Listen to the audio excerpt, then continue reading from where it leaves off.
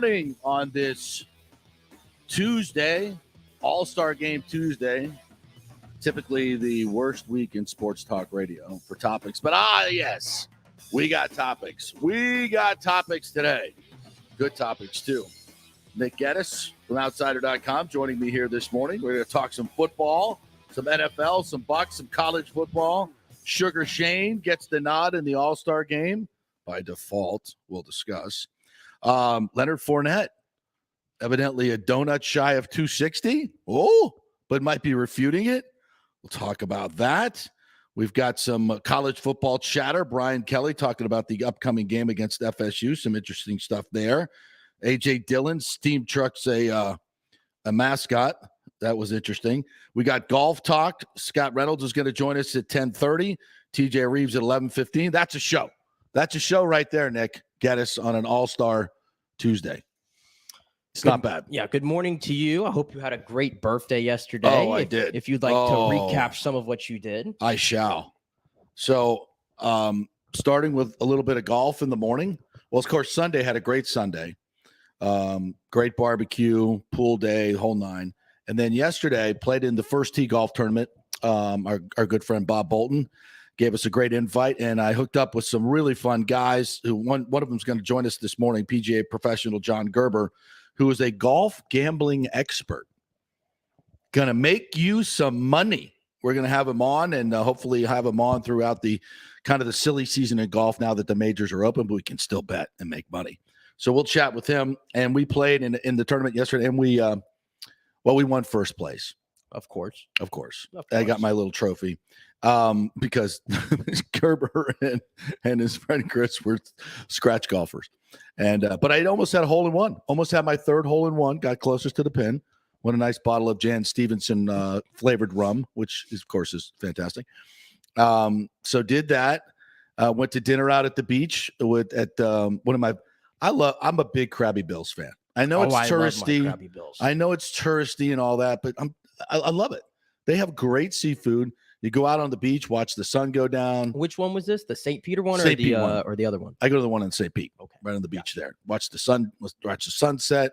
Yeah, it's a great day. Fantastic day.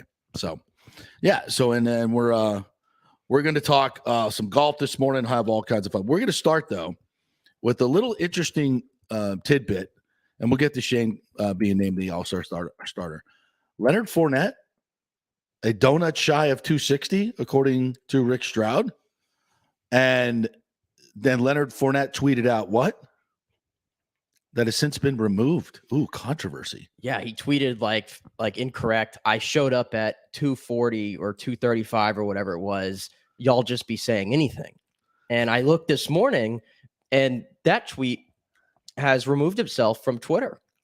So really, he has taken that down, and that report had come from Rick Stroud of the Tampa Bay Times, who I don't think he'd put something out there that's incorrect like that, especially when it comes to somebody's, physical shape. Mm-hmm. And there was always those little rumors, remember, when he came in that he was kind of a little bigger. He was a little Everybody tubby. was kind of saying that, but 260 big is a little bit different here. Yeah. 260, that's frankly not acceptable at this time of the year.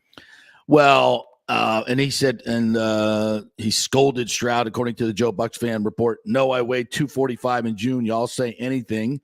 That's then with a picture of himself and Stroud's comment overlaying it. It's unclear why Fournette took his comments off Twitter, but TMZ captured them.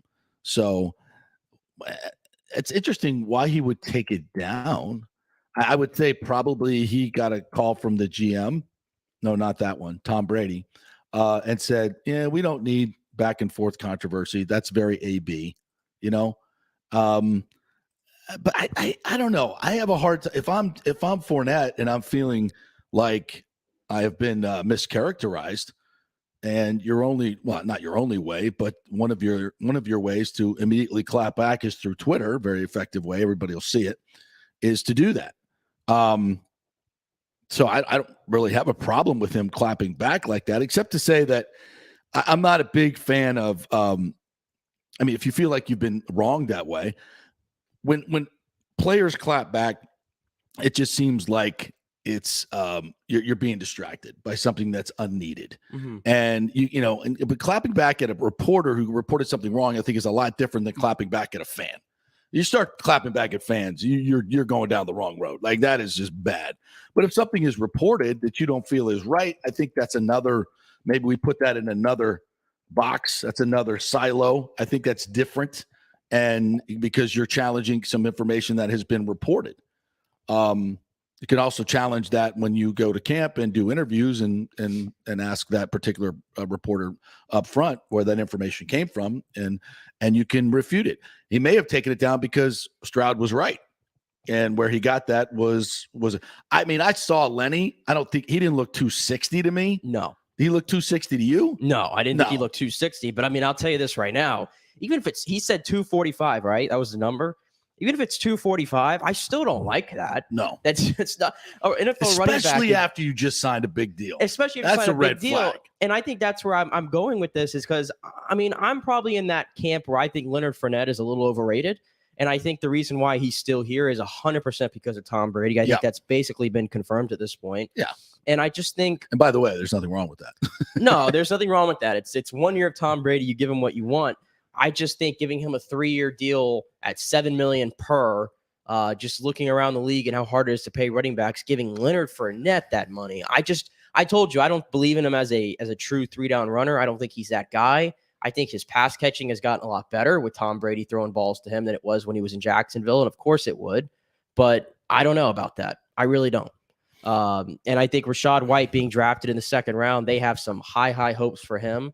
And I think that by the end of the year, that's going to be your starting running back, my opinion. Well, his numbers, when you look into his college numbers, he's done some things from a versatility standpoint and yards per game standpoint that are special. I think we said, who were the only other running backs to do that in college? Yeah, I got the numbers right here. One of 5 Power 5 running backs with 90+ rush yards and 40+ receiving yards per game over a whole season. The other 4 all time: Christian McCaffrey, Todd Gurley, Saquon Barkley, and Joe Mixon. Wow. I think those guys went higher than 3rd round, if I'm not mistaken. And when I tell you, by the way, that he's one of the best pass catching backs that I've ever seen coming out of college, how about yards per route all time? He has the 5th best, and that's behind Christian McCaffrey, Travis Etienne, Joe Mixon, and Curtis Samuel. Pretty good guys right there to be in company with. Yeah, and there's a special talent to being able to catch the football and turn and run. Guys that are natural pass catchers aren't like staring at the ball, making sure they catch it, because they've dropped them before and they've been working on it a lot. It's kind of a head game. I would say, who's it? Ronald Jones was kind of like that when he first got here. He definitely got better, but was never really a natural pass catcher. This is something that, and Leonard Fournette, when he came up, was kind of iffy in terms of that as well. And I thought he got way better, obviously, in the Super Bowl season. Listen, I think Fournette is a very important part of this equation. I really do. I give him more value than you do, but this is definitely a red flag. It's a huge red flag. And with quarterbacks, especially Brady, so much of this is based on his blocking. I mean, and it's one of the reasons Rojo didn't play a lot, and other guy other guys haven't played a lot, is because Brady does not trust them. He does not trust them to block and make those key blocks. And usually those particular blocks where you've got a running or a linebacker coming up the middle, he's usually going to be scot-free and have about a 4 or 5 yard, if not more, run up to you. So if you miss that block, that's not going to be a slow takedown on your quarterback. That's going to be a shot that can put him out for the year. So it is a critically important part of the game. And I haven't watched enough tape on Rashad White to see if that's something that he does very well, or they even ask him to do, quite honestly. So that's to be seen. But I know one guy that does it great, and that's Leonard Fournette. And that's why Tom Brady said, yeah, you pay that man whatever he wants, because I'm not coming back unless you get him back as well. So will those final 2 years of Leonard Fournette be a bit of an albatross contract? Maybe, especially when you see this. It's not a good thing. Look, what guys do in the offseason is fine, but you can't let it get out of control. Like you add 5 to 10 pounds, okay, fine. You start adding 15 to 20 to your playing weight, that's going to affect you when the regular season comes. You can't just go to camp, lose 20 pounds, and think you're in good shape, because first thing it tells you is, what the hell are you doing to get 20 pounds overweight in 2 months? Nothing. And you're eating like crap, and you're just not doing anything. And that's not good. That's when your body gets out of shape, and it sets you up for injuries the next season. You can't do it. Yeah, it's fair to ask questions about that with Leonard Fournette. I think he needs to understand that. You being 245 or whatever it is just not normal for a running back in 2022. And especially for a running back where what's his weakness? When he gets the ball, he kind of has a little bit of a problem of getting up to speed. Once he gets up to speed, when he gets through the tackles, he can break one off. I get that. But I think his weakness is really getting off the ball right away and hitting that hole. And I think a bigger Leonard Fournette, how's that helping that? I struggle to see it. I don't know who's giving him this advice that he needs to bulk up. If he was taking any advice, I don't know. I don't think that's the case. I don't know how you gain 20 pounds or whatever in 4 or 5 months. I really don't. For what reason? You're not doing what you should be doing. You're not working out. And you're eating like crap. Unless you convince me that it's an absolute muscle builder. I mean, look, I don't know. We're speculating. This is not part of I need to gain weight to be bigger to play regimen. No way. He's already big for a running back. So no, that's not part of it. It's not paying attention to what you should be paying attention to. And that's working out every day and busting your ass. Those are the guys that continue to get better as the season goes along. And the guys that, take a step back. Like, look, Brady, he may not be, at training camp, but he's working out every single day. Every single day. Now, you don't gain 20, 25 pounds if you're working your ass off every single day. I'm not saying you have to bust your ass, but you got to do something every day in the offseason as a professional athlete to stay in shape. You just can't take a couple weeks, 3-4 weeks off and bulk up and just get out of shape. If you do, it's going to cost you in the regular season, and that's not something that the Bucs really want to do. I also want to hit a couple other Bucs story. Camille Kostic. Is it Kostic or Kostic? Because Kostic is a different word. But Greeny said Kostic. Yeah, so. It's better Kostic anyway.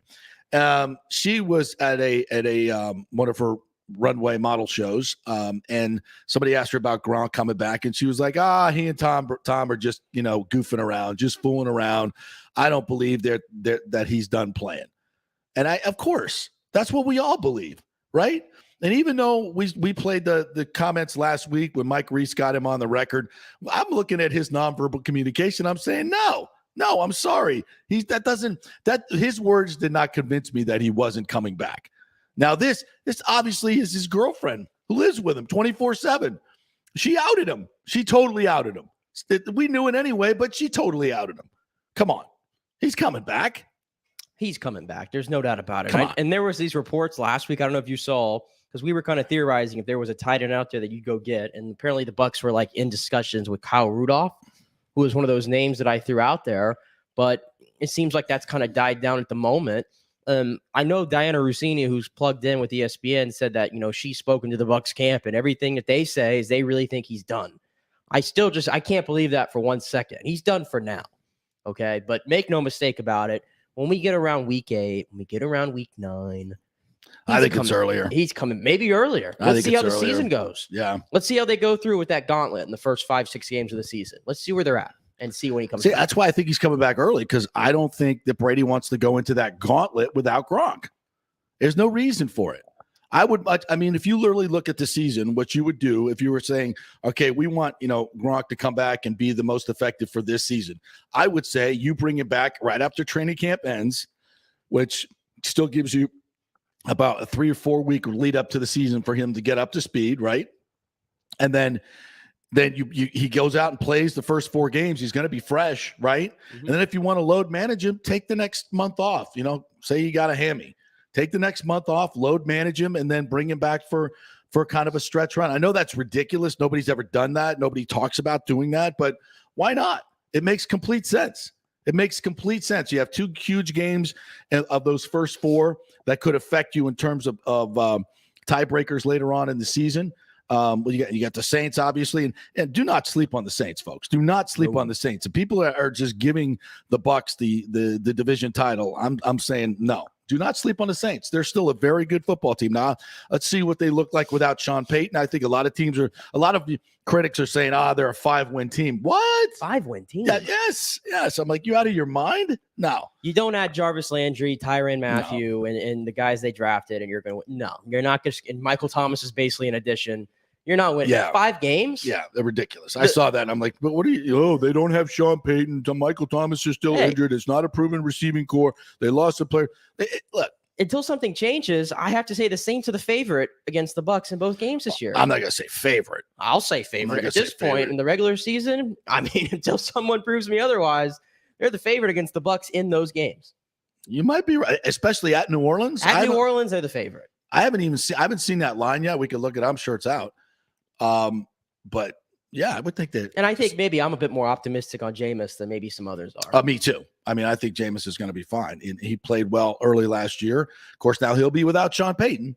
So that, an important voice in his ear, and the guy that was calling the plays to make sure he didn't throw. Because you remember when he was 14-3, 14 touchdowns, 3 interceptions, and on his way to torching the Bucs in that game, it was being managed. He was only averaging, I think, 160, 70 yards per game. Yeah. He wasn't throwing it a lot, but that's a great way to manage Jameis Winston. So, all right, we'll take a quick break from this. John Gerber is going to join us, PGA professional, golf gambling expert. We'll going to chat with him about the Open, some golf gambling, and the Live Tour, which, of course, he'll have some very poignant thoughts on that. So stay with us.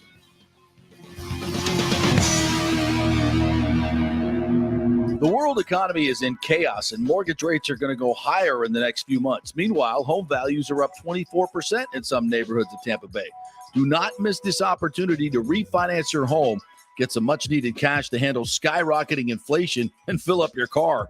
Contact Scott Fitzgerald at American Mortgage Services. Even if you've recently refinanced, Scott can make the deal work because he charges no lender fees like the big boys do. He will also shop your loan around to dozens of lenders and get the best rates and terms. Let them compete for your business. The big banks charge huge lending fees. Customer service is simply a phone number with endless wait times. Scott is local and will personally take your call. Here's his cell phone number. Tell him JP said you could call. 813-294-7595. Scott's done over 3,000 loans, including many coaches and athletes. He will answer your calls and concerns and give you workable strategies to be smart with your money. Reduce your payments. It's not just what you make, it's what you keep. 813-294-7595.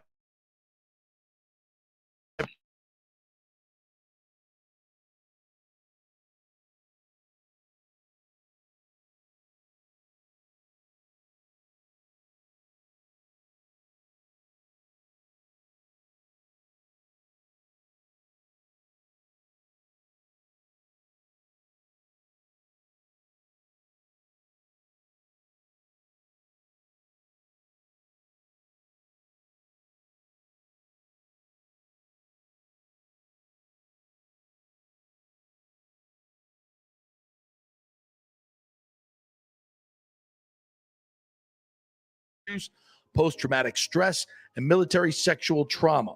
We choose to serve veterans because we know how complex these issues are. You could choose to fight the battle alone or win the war together. We are the community care provider with the VA and also accept most major insurance. At Heroes Mile Rehabilitation Center, we have your six. Go to heroesmile.com or call 888-VET-NOW-2. That's heroesmile.com or call 888-VET-NOW-2. Coming back at you. Now, more with JP on FanStream Sports. It's only just begun. All right, welcome back to the JP Peterson Show, brought to you by the Gold and Diamond Source, 3800 Olmerton Road. If you're looking to get engaged or just get a certain special something for your honey, the Gold and Diamond Source, always the place to go. As we always say, keep the money local. No better local company than the Gold and Diamond Source, who have been extremely philanthropic through the years. Once again, I was doing the Denim and Diamond show the other day, and obviously they've been a big supporter of that charity that helps build safe houses for young girls who have been sex trafficked. So the Golden Diamond Source very much involved in domestic violence issues as Every time you go shopping at the Golden Diamond Source, you're supporting the community and folks that support your community. So go get something nice and shiny and support those community businesses. It's the Golden Diamond Source, 3800 Olmsted Road, always online at thegoldendiamondsource.com. All right, we want to bring in a one hell of a golfer, I can tell you that. We won the first tee tournament yesterday, thanks to John Gerber. You can find him at J Gerber PGA Pro, and he joins us now with a little golf talk. What's up, John? How are you, my friend? Is he there? Do we have him? Stand by. I didn't hear him on that. Maybe there we go. There we go. I think we got you now, John. Are you there? Yeah, JP. Good morning. How are you? Good. Sorry, we didn't push a certain button. I guess I'll have to produce the show from now on. It looked like our putts yesterday. Not all of them went in. Buddy, exactly. So we had to try it again. Exactly. How are you, my friend? Good day of golf yesterday for the first tee. That was fun. Yeah, it was a lot of fun. And don't sell yourself short there. You hit some pretty good shots yesterday, and especially on that last hole where you did almost make it. So, yeah, there was definitely a lot of fun yesterday. If I would have got a hole in one on my birthday, I mean, come on. That's right. Are you kidding me? That would have been the coup de grace. Well, not too bad. You were with the wrong group to have a hole in one. I promise you, it would have got expensive. So yeah, that's for damn sure. I bet. Yeah, you know what? It probably worked out for the best. No question about that, for sure. Well, I wanted to bring you on. First of all, you are part of DSP Media, and you guys do some great golf shows from the Rough Golf Podcast, and you are well known as a very successful golf handicapper. Last year's total $69,850. Also, already this year, $17,870. These are documented winnings that you guys do on the air, right? Tell me about that. Yeah, they're documented winnings. We follow every week. Our kind of motto is we pick 3 outright winners every week, and we have kind of one long shot. We call it the ham sandwich. So it's one of those, usually it's above 60-1 odds, and we've hit one time on our ham sandwich pick this year, and we had 2 of those long shot winners last year. Nice. And we also pick 2 top 20s and 2 top 10s every week. So to be honest with you, it's been a little bit of a slow year compared to last year, but we're definitely still plus real solid plus on the number this year. Well, golf gambling is something that's really, really growing because as these apps come out and people are getting more and more used to gambling and obviously legalized in many more states, it's becoming very, very popular. Tell me a little bit about that trend.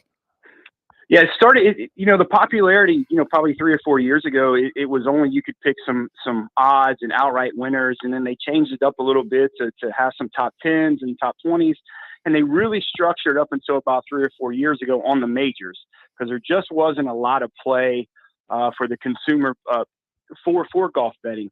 Now it's even changed a little bit more. I think in the next probably 12 to 18 months, you're going to be able to jump on your app and pick closest to the hole shots, longest drives. Oh, nice. They're really getting interactive in terms of what they're doing in Vegas for golf gambling. And that just shows how strong and how popular it's really becoming in the golf circles of gambling out there in Vegas. And you have a golf background, right? You've been a PGA professional and played in tournaments as well, right? Yeah. I'm PGA professional now. I played full time for about 8 to 10 years. I played a lot overseas in Europe, a lot in South America. Still played competitive golf up until probably about 10, 15 years ago. I teach a lot now. So I have a facility in Ohio and in Dallas, Texas. So I'm very active in the game. And I think that really lends to some of my success in the gaming world. I can make some calls to some guys that I know, some caddies that I know to get a little bit of insight that most golf handicappers don't have. So I think that really helps me a lot when I handicap the events every week. And before people go, oh, you can't do that, that's insider information. Gambling is all about insider information, right? This is what it's about.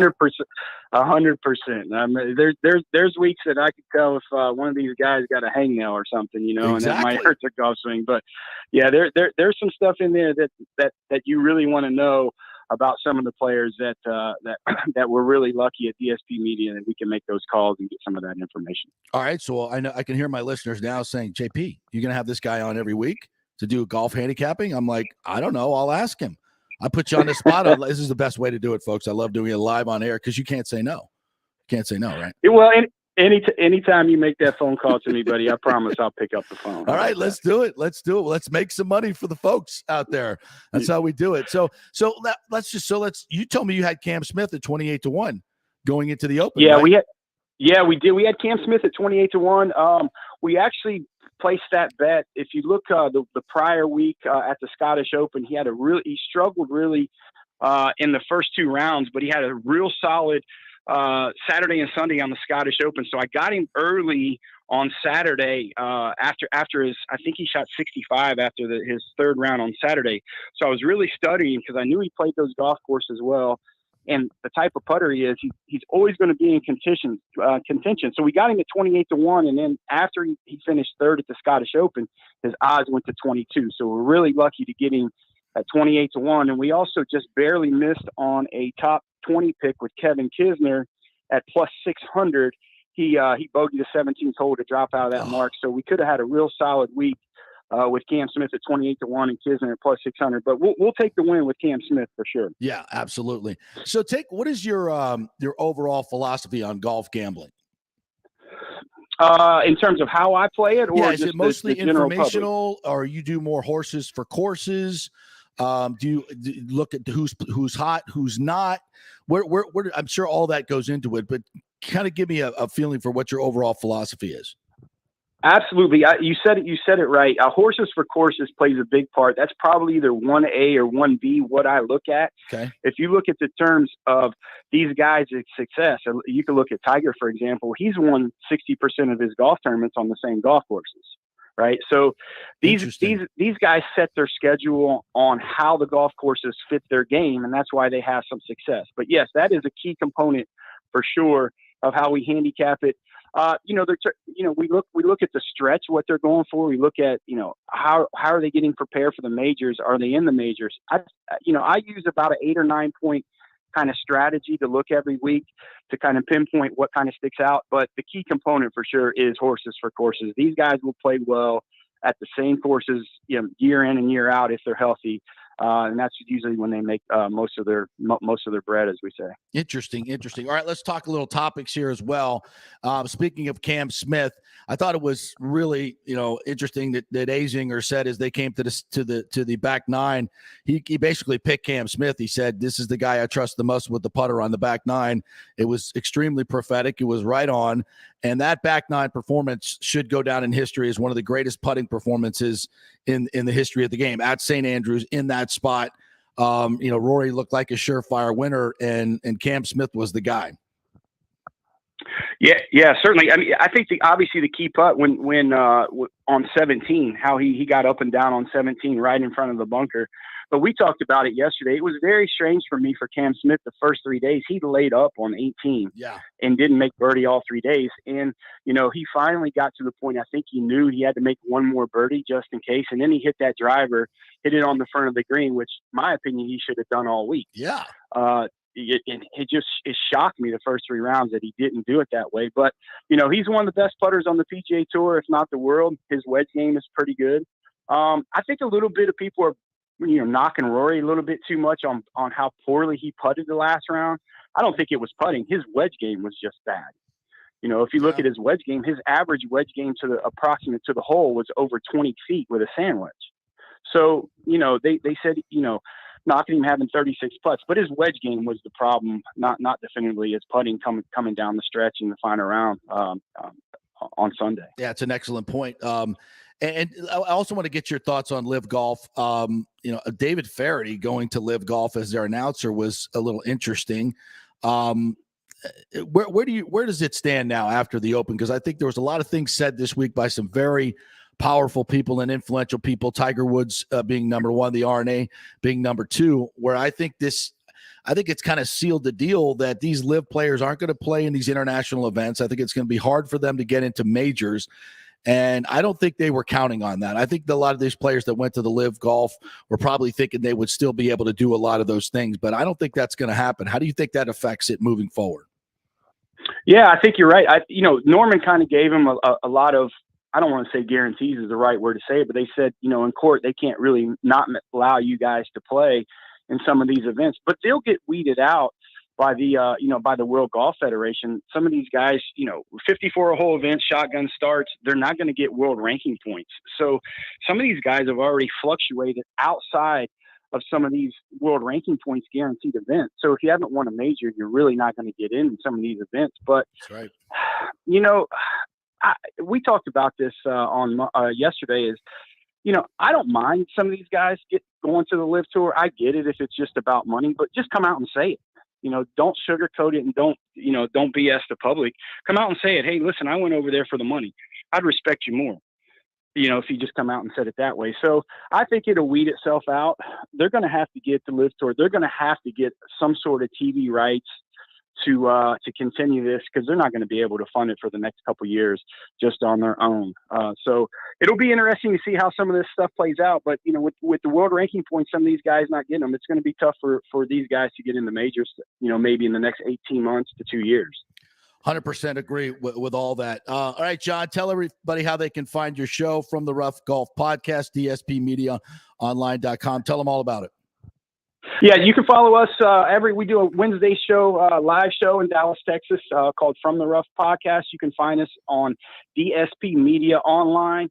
You can find us at DSP Media on YouTube. You can follow me on Twitter at jgerber PGA Pro. We post our picks Wednesday morning for the week, for the upcoming week. And we'll always do a matchup on Saturday and Sunday to fill those pockets a little bit more with dollars, or if you're in the North, we call it units up there. You can't call it dollars yet up there in Ohio in the Midwest. We have to call it units. All right. So, you can follow us that way. And like I said, we usually put those matchups on Saturday and Sunday after the cut. Yeah, we know what we say. Always protect your unit, my friend. Always protect your unit. Absolutely. All right, John, great stuff. Hope to have you on in the future. Appreciate your time.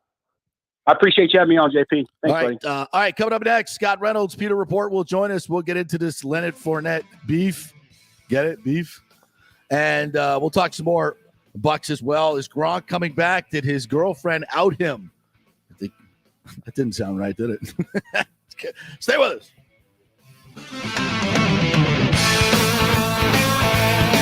Cryptocurrency is all the rage today. The market cap for the industry is now over $1 trillion. And you read about people making millions of dollars, right?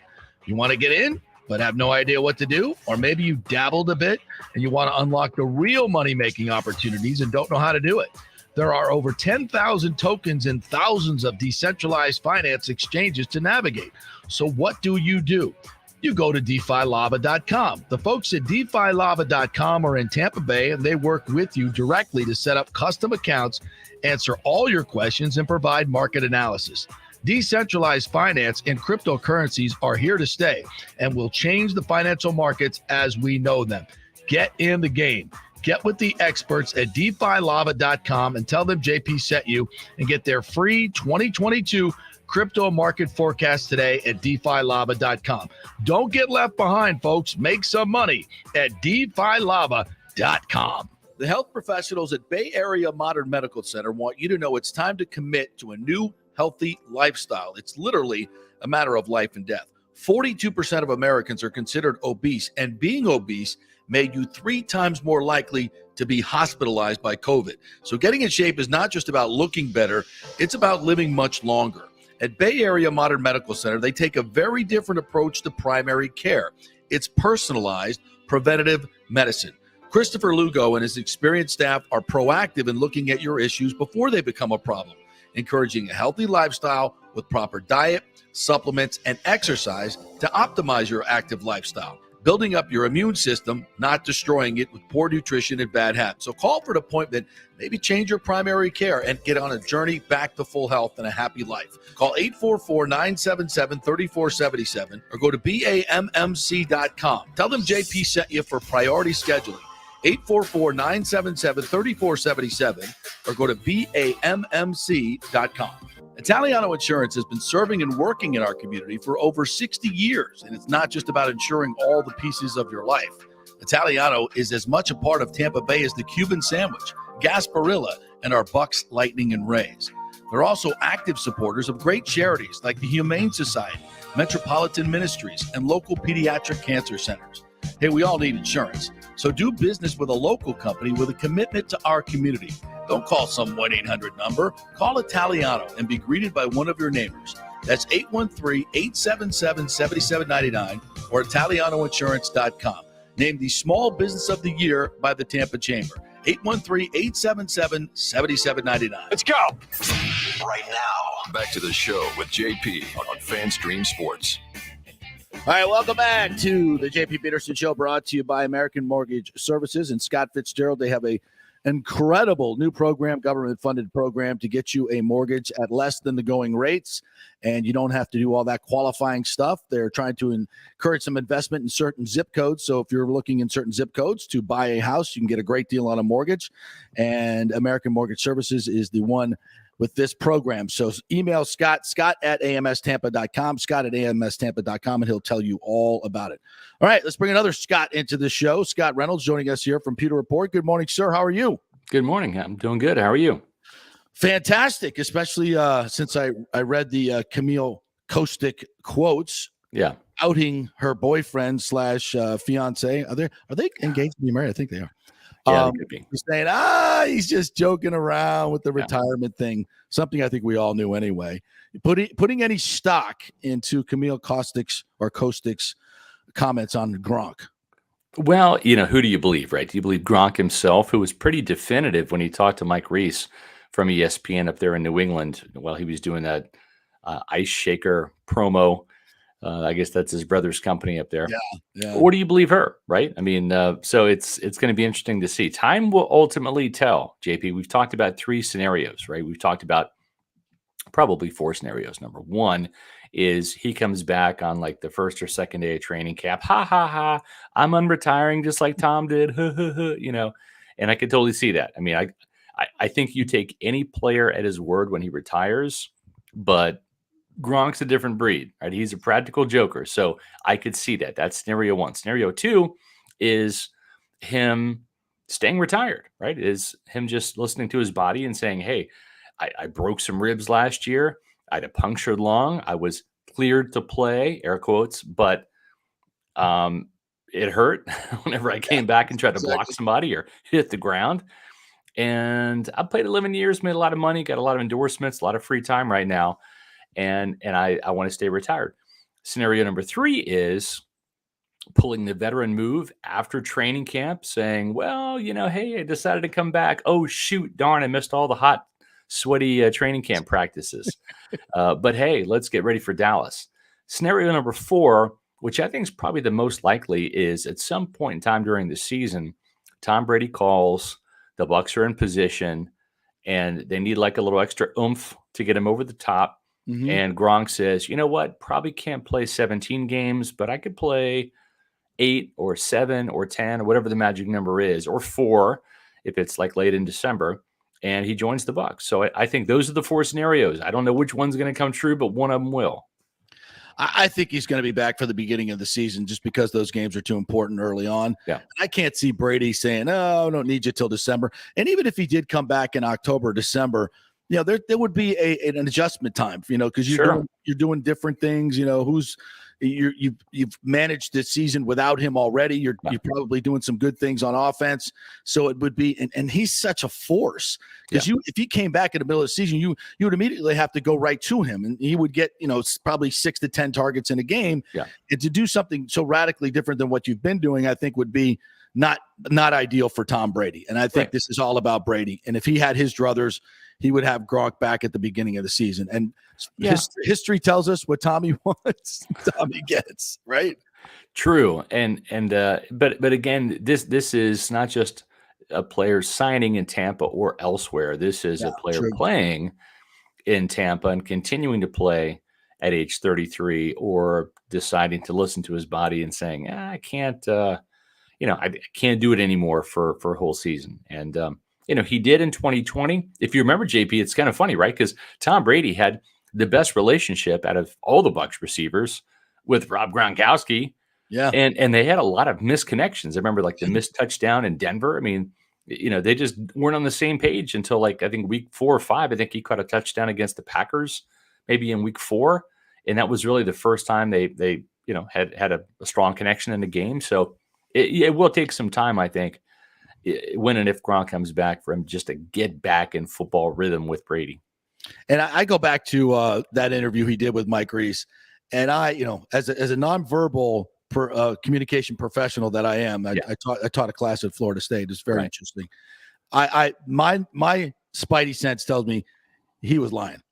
He did not seem convicted into that retirement little speech that he gave Mike Reese. He was just spouting off lines. If you read the words, it looks very convicted. If you watch the interview, he's got a smile on his face, which he always does. But I just wasn't feeling it. I just didn't feel the conviction in the retirement. So he could have put an exclamation point on that. He could have just came out and said, "Listen, I'm done. I'm retired.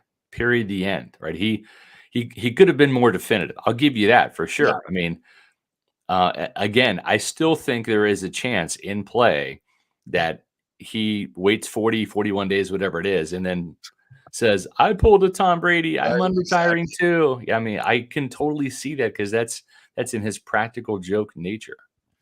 And I think it's interesting because the Buccaneers have yet to sign a veteran tight end. Exactly. So and there's a lot of good ones out there. Right. Still, yeah. So if you were definitely moving on, it's just like the Brady thing.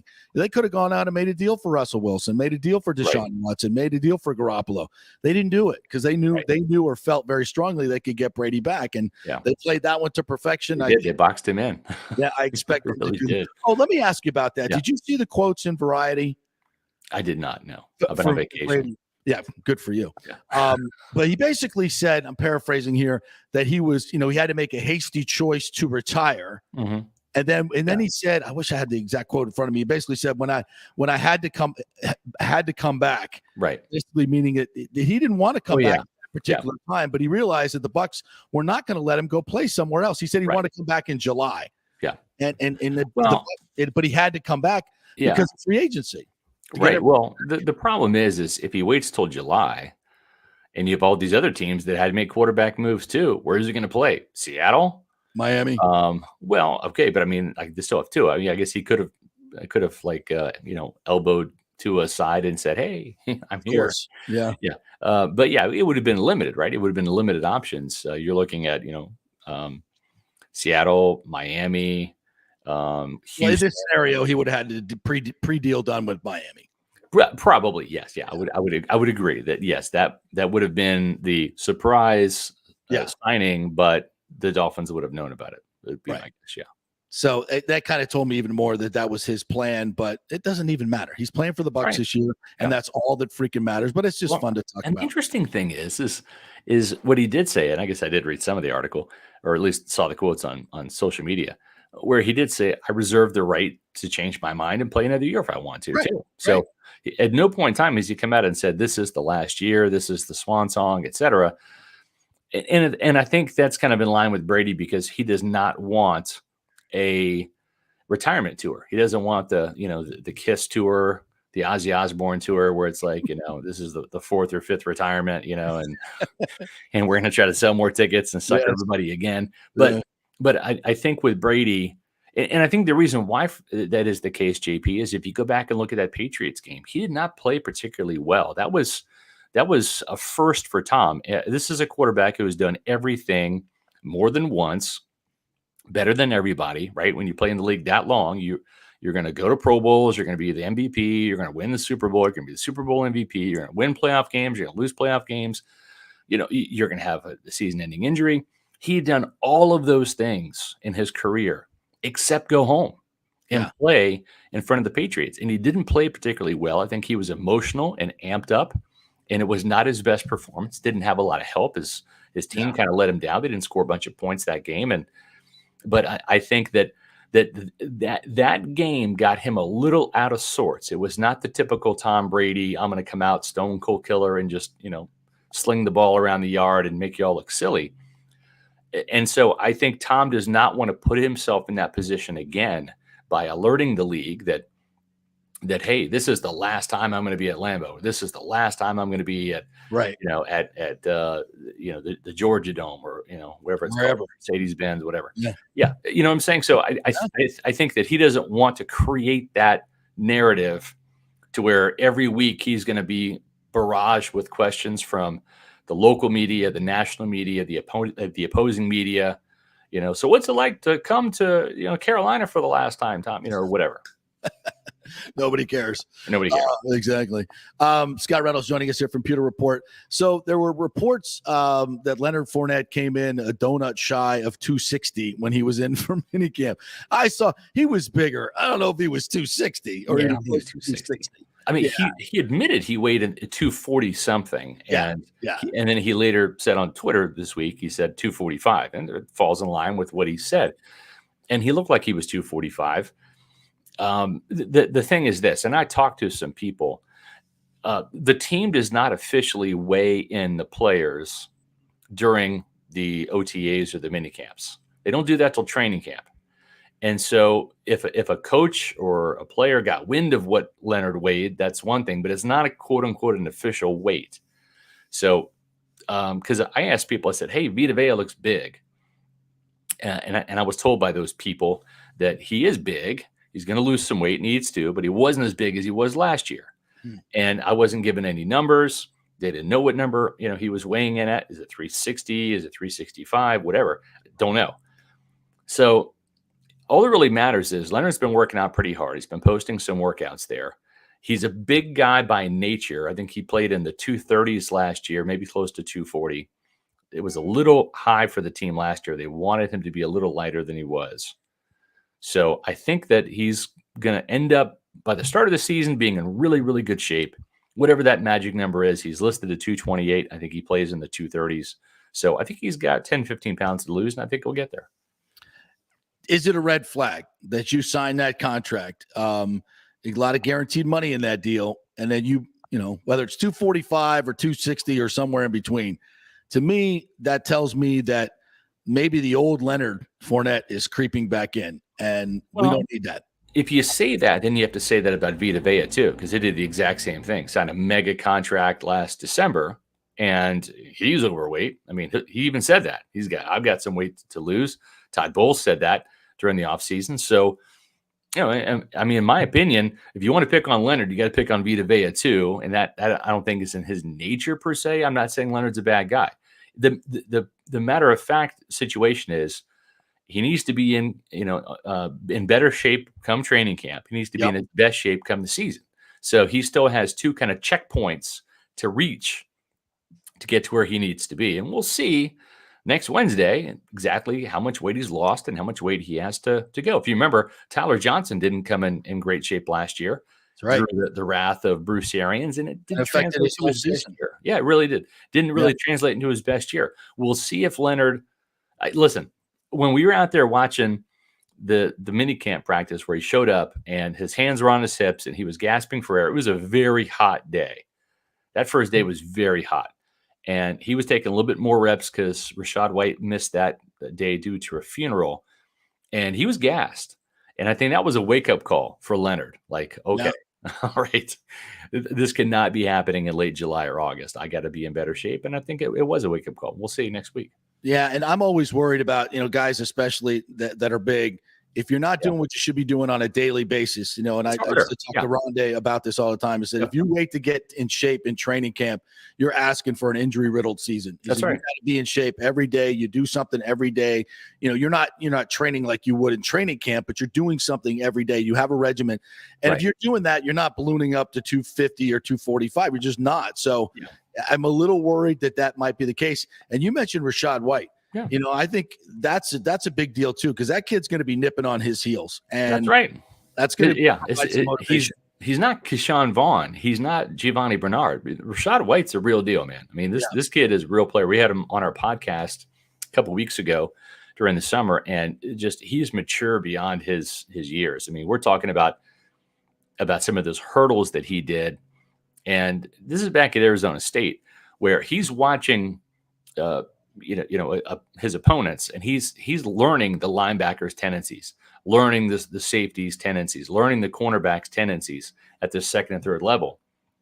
Which teams go low, which players go low, which players, tackle low, try to take out the knees, etc. Which ones come at you high, try to take you up and tackle high, right? Because then you can adjust your move, right? You can try to juke somebody that's coming at you high, and you make them look silly. You can try to hurdle, which he did. I think he hurdled like 5 players in college when they try to come low. I mean, this kid is wise beyond his years. He takes football very seriously, and he is a threat on downs 1, 2, and 3. So yes, if Leonard Fournette is not on his P's and Q's and in the best shape, he is going to cede some touches and some carries and some snaps to Rashad White, probably more than he wants, but it's going to be his own fault if he's not in shape. That's interesting, and that's definitely something to watch in training camp, no doubt about it. I can't believe it's next Wednesday, bro. I mean, this is right on top of us. That is crazy. Drives me nuts. But I'm interested to see some of these young kids get out there and impress some of the older players, and I think we're going to see that in maybe the wide receiver room. And as Dan Orlovsky said this morning on Get Up, the Bucs have lost 40% of their offensive line. If you don't think that's an issue, you're crazy. Yeah. I'm like, did you see who they replaced them with? Yeah. These aren't slapdick prospects, as we like to say here. That's right. I'm not worried about the offensive line. Are you? No, I'm not. Donovan Smith had his best year last year. So did Ryan Jensen, made the Pro Bowl. Tristan Wirfs was an All-Pro. Shaq Mason's an upgrade. Is there going to be an upgrade for Ali Marpet? Probably not. Is Luke Gedeke, an Ali Marpet type player? Maybe in time. I think that's the expectation of this coaching staff. They feel he can be an Ali Marpet caliber player in time. We'll see. To me, JP, that's 4 out of 5, and 4 out of 5 ain't bad, right? Right. Look around the league. Yeah, when you're bringing back that many, absolutely. And the other thing was, I think Booger said that he doesn't expect Godwin to be back until November and December. I don't see that. No. I see him back very early in the season. Yeah. Your thoughts? We had Cyril Grayson on the Peter Report podcast probably about a month ago. This is a month ago. This is, I think, second to the last week of June.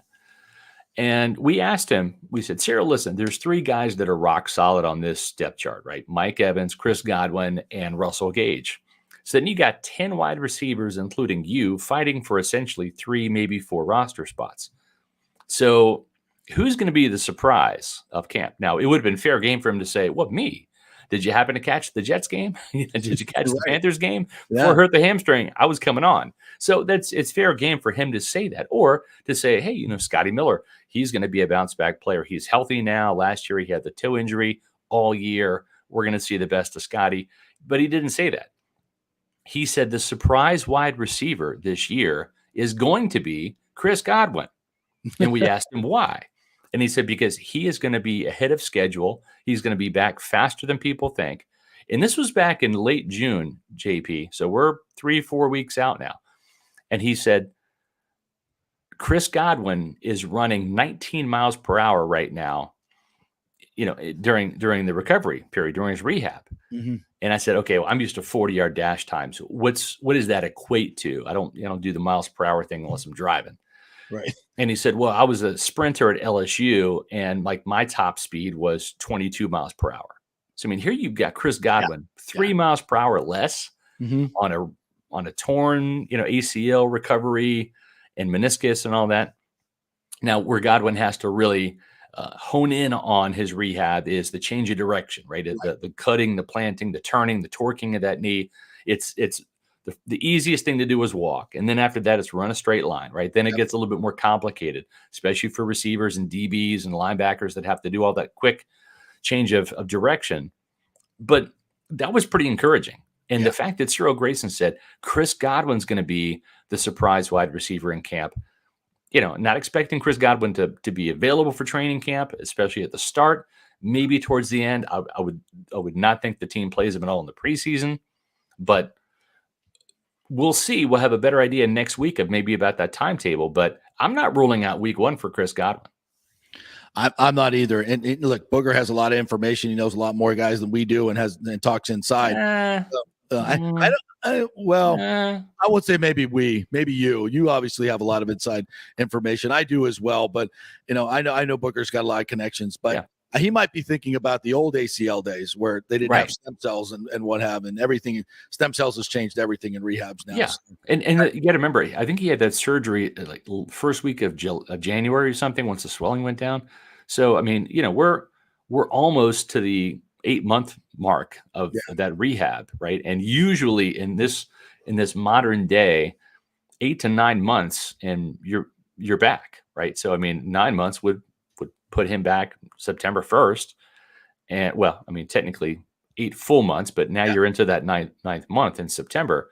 And the first, game of the season is September 11th. I think he's coming back. You got something, Nick? Yeah, forgive me. I missed the last few minutes of that conversation. We're going to repeat everything, Nick, just so you're caught up. So well, don't worry. That's fine with me. But I saw that y'all had Donovan Smith on, I guess, was it yesterday or the day prior on your show? And obviously the offensive line, I think people are over-exaggerating, first of all, the, I guess, demise of the offensive line, how it's in shambles and all this stuff. But with no Ali Marpet there and obviously replacing Alex Kappa as well, did you kind of get that sense from that conversation with Donovan that he feels like he's the undisputed leader of that line and ready to even build off of, I think, what his best season of his career last year? Yeah, it was his best season. And I think he and Ryan Jensen are kind of tag teaming that a little bit. I mean, really, the guy with the credentials in that room is now Tristan Wirfs. He's an all-pro, but he's still a young buck.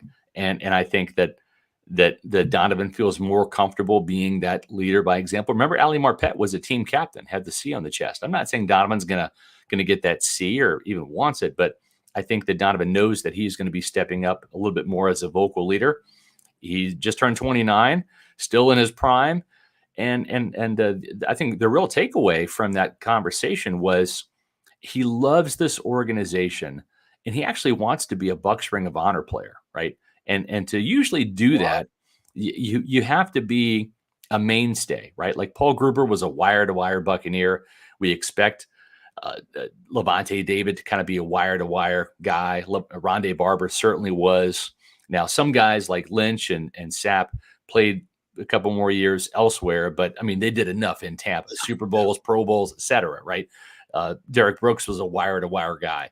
And I think that's where Donovan Smith is. He's got 2 more years left in his deal. He's 31. That's still young for offensive linemen. You're seeing great offensive line play into the mid-30s with some of these guys. And I think that's what he wants. He wants to finish his career in Tampa. Obviously, he wants to get paid. Everybody does. But this organization loves him. He's a homegrown guy. Left tackles are hard to find. They don't grow on trees.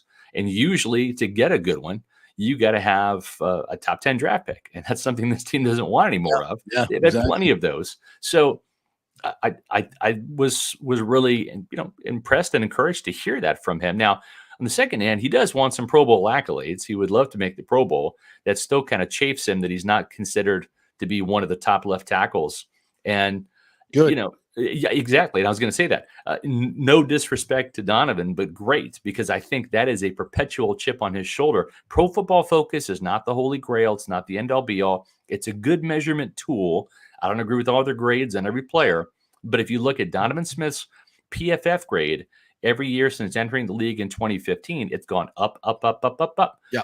Every single year there's been an increase. And last year, I want to say he graded out like 81.3 or something. It's a very, very high grade. Yeah. A grade in the 70s means you're a very good player. Yeah, 80 in the 80s, it's a Pro Bowl level. Yeah, it is, right. And so this is a guy that only gave up 1 sack last year. That was in week 2 to Dante Fowler. Now, he had trouble with Von Miller. A lot of people have trouble with Von Miller, right? And when you're not running the ball effectively and you're becoming, a one-dimensional team against the Leonard Floyds and who's the other guy?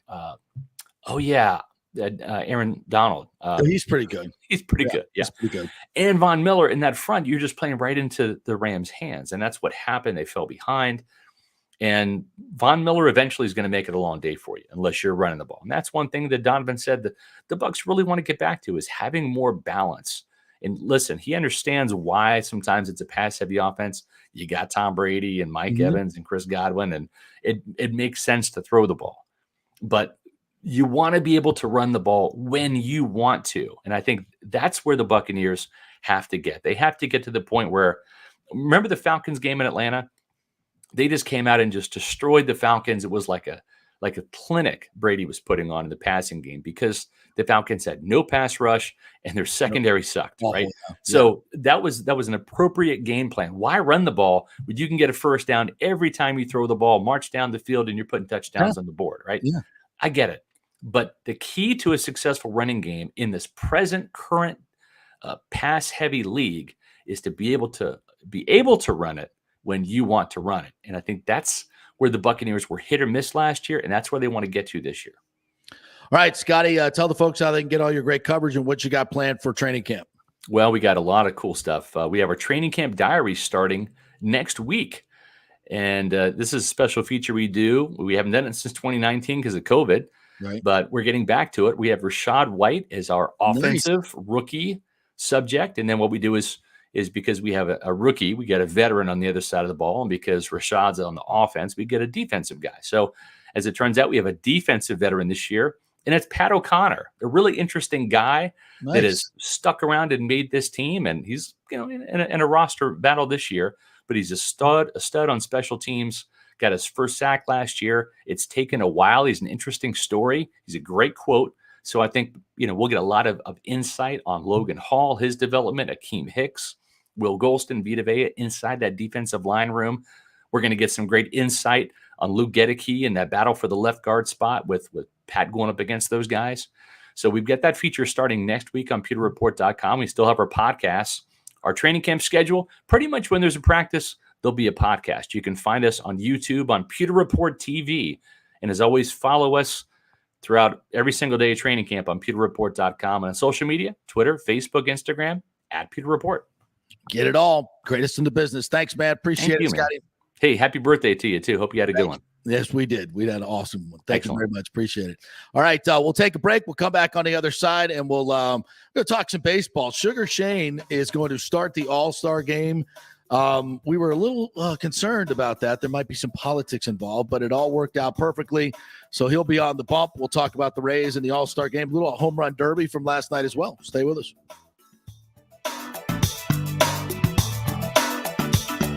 The world economy is in chaos, and mortgage rates are going to go higher in the next few months. Meanwhile, home values are up 24% in some neighborhoods of Tampa Bay. Do not miss this opportunity to refinance your home, get some much-needed cash to handle skyrocketing inflation, and fill up your car. Contact Scott Fitzgerald at American Mortgage Services. Even if you've recently refinanced, Scott can make the deal work because he charges no lender fees like the big boys do. He will also shop your loan around to dozens of lenders and get the best rates and terms. Let them compete for your business. The big banks charge huge lending fees. Customer service is simply a phone number with endless wait times. Scott is local and will personally take your call. Here's his cell phone number. Tell him JP said you could call. 813-294-7595. Scott's done over 3,000 loans, including many coaches and athletes. He will answer your calls and concerns and give you workable strategies to be smart with your money. Reduce your payments. It's not just what you make, it's what you keep. 813-294-7595 or email him at scott@amstampa.com. Military veterans, are you struggling with alcoholism or substance abuse? Is it taking a toll on your relationships and your work life? Are you having trouble focusing? Constantly anxious? Well, you may not be surprised to know that your fellow military vets have your six. Heroes Mile is a new concept in rehabilitation clinics, veterans helping veterans.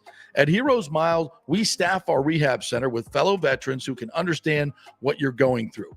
Our mission is to help you heal from issues that only your fellow veterans can truly understand. Located just outside of DeLand, we offer a full range of inpatient and outpatient programs dealing with substance abuse, post-traumatic stress, and military sexual trauma. We choose to serve veterans because we know how complex these issues are. You could choose to fight the battle alone or win the war together. We are the community care provider with the VA and also accept most major insurance. At Heroes Mile Rehabilitation Center, we have your six. Go to heroesmile.com or call 888-VET-NOW-2. That's heroesmile.com or call 888-VET-NOW-2. Have you purchased a home in the last 10 years and the stucco is starting to come loose from the upstairs portion? Well, that can cause some serious damage that you can't see until it's too late. Is it becoming an eyesore? Have you contacted the builder and just can't get any relief? That's very common here in Florida. So call the law offices of Christopher Palermo. They can help you. Call 813-221-5636. That's 813-221-5636. He's recovered millions for his clients. The law offices of Christopher Palermo at PalermoPA.com. Ladies and gentlemen, let's rock. This is FanStream Sports with JP. All right, welcome back to the JP Peterson Show, brought to you by the Golden Diamond Source, 3800 Omerton Road. Also by BAMMC.com, Bay Area Modern Medicine Center. You can check them out at BAMMC.com. We had Christopher Lugo on last week. Very informational. If you missed that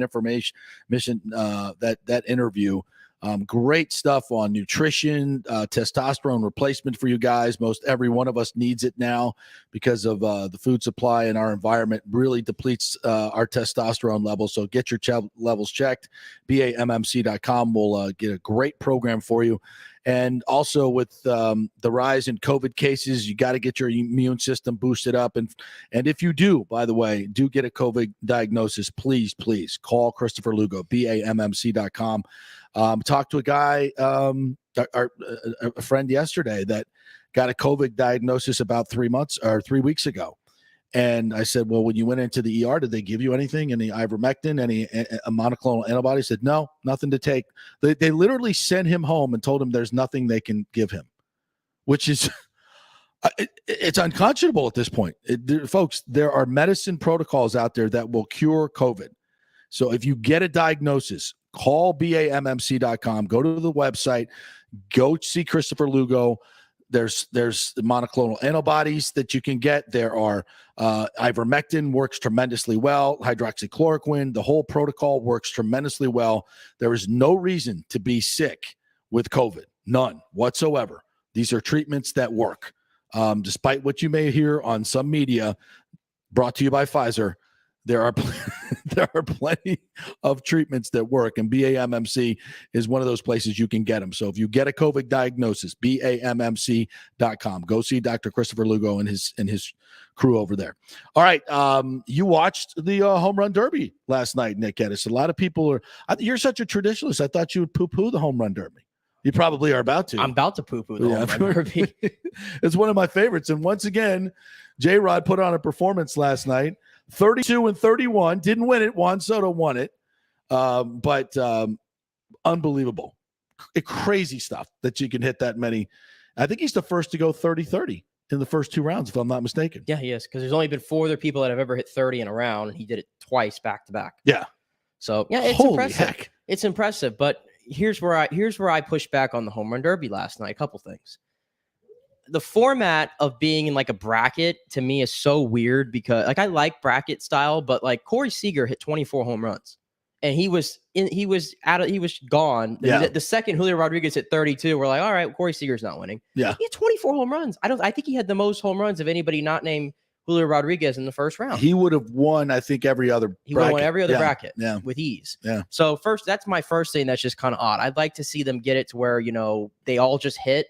And then it's like the highest numbers move on. I just like that better a little bit. That makes more sense. To me, that just makes too much sense, Yeah. I guess, for Rob Manfred. Yeah. Anyway, my other complaint with this, and this has happened ever since they went away from the whole 10-out thing. The pitch clock thing, does it make it more exciting because there's more home runs? Yes. How many of these home runs am I actually watching land? Not many. I couldn't digest it. Yeah. The camera can't digest it. It's an excellent point. That I lose that feeling of seeing this big moonshot. It's like they're just constantly moving on and moving on and moving on.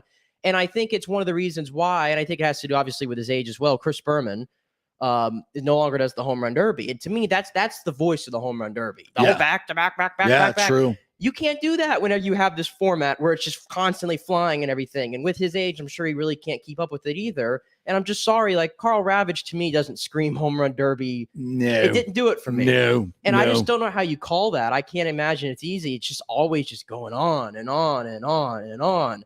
I lost a little bit of the factor for me. And then the other thing, and I guess there's nothing really you can do about this, the home run derby belongs under the lights. I lost my feel for it being in daytime. And they had pyrotechnics that burned Ronald Acuna Jr. Yeah. Did you see that? Yes, I did. I mean, I don't know if he wasn't significantly burned, but they had the pyrotechnics went off and he jumped like it was actually, if you've ever been close to those, by the way, and I have on the field, you can feel the heat like big time. Yeah. And as close to those guys were, that was a dangerous situation. I was like, who's pushing the button? Well, no, they were too close to it. Is it a Mets fan pushing the button? What's going on there? Pointing it at him. Steve Cohen, is he operating those things? I think you might be right there. I think everything you said, I would agree. 100%. I also think I kind of was like fearing for some of the players because they are trying to amp when they're behind. They're trying to catch up. This can't be better for them. They're having to swing so much and so quickly. Yeah. I mean, Albert Pujols is 42 years old. I thought the guy was going to die on the field last night. Yeah, but I think the way they originally changed it is because guys were taking too many pitches. Okay, we got all night. Who cares? Yeah, we do. We got I don't understand why. I just slow down. I just think it just needs to be taken a step back. If you want to do something different than the whole 10 outs thing, can we have a rule where you can't throw your next pitch until one lands? Well, that's supposed to be the rule, but they've kind of like. Can we just digest it? Can I watch the angles? I don't like the split screen either, where I have to kind of zoom in to see where the ball's landing. Going. No, pan totally out. agree. Let me see the ball go out. That's what I'm saying. Is the home run derby really better now than it used to be? No, I agree 100% because I was kind of saying that last night. It's like I want to see where the balls land, and then I want to hear them say how far it was, and then everybody react to it.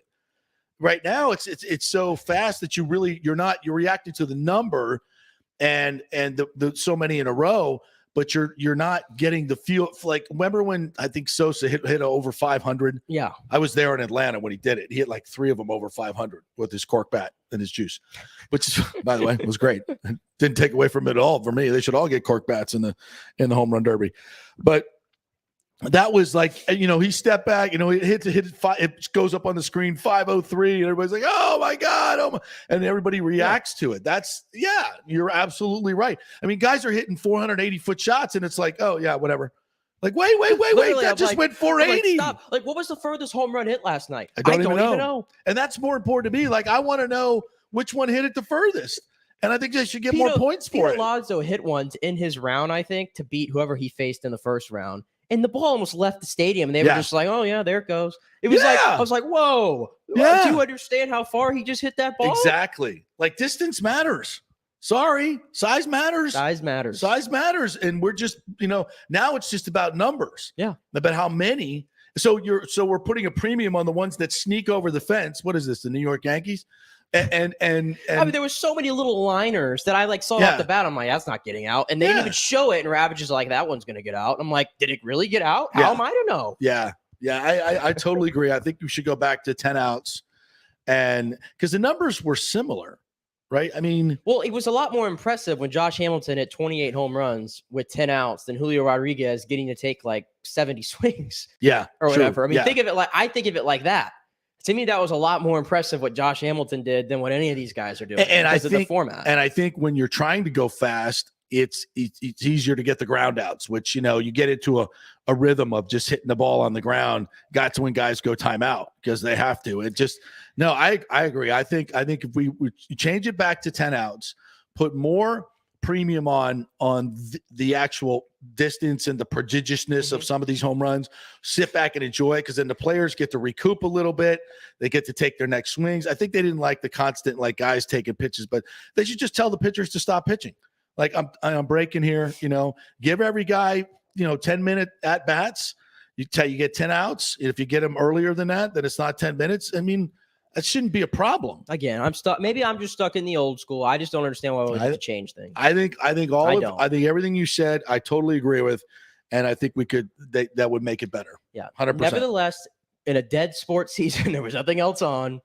Nice little 3 hours, I guess. Yeah, and J-Rod, that was something special. I haven't really tapped into that kid as much, but he's the shiz. Yeah, he's putting up one of those stat lines right now that nobody's ever seen from a rookie. I mean, he is the definition of a 5-tool player. The definition. Look how big he is. He's big. He is a big dude. I didn't realize Juan Soto was not as big.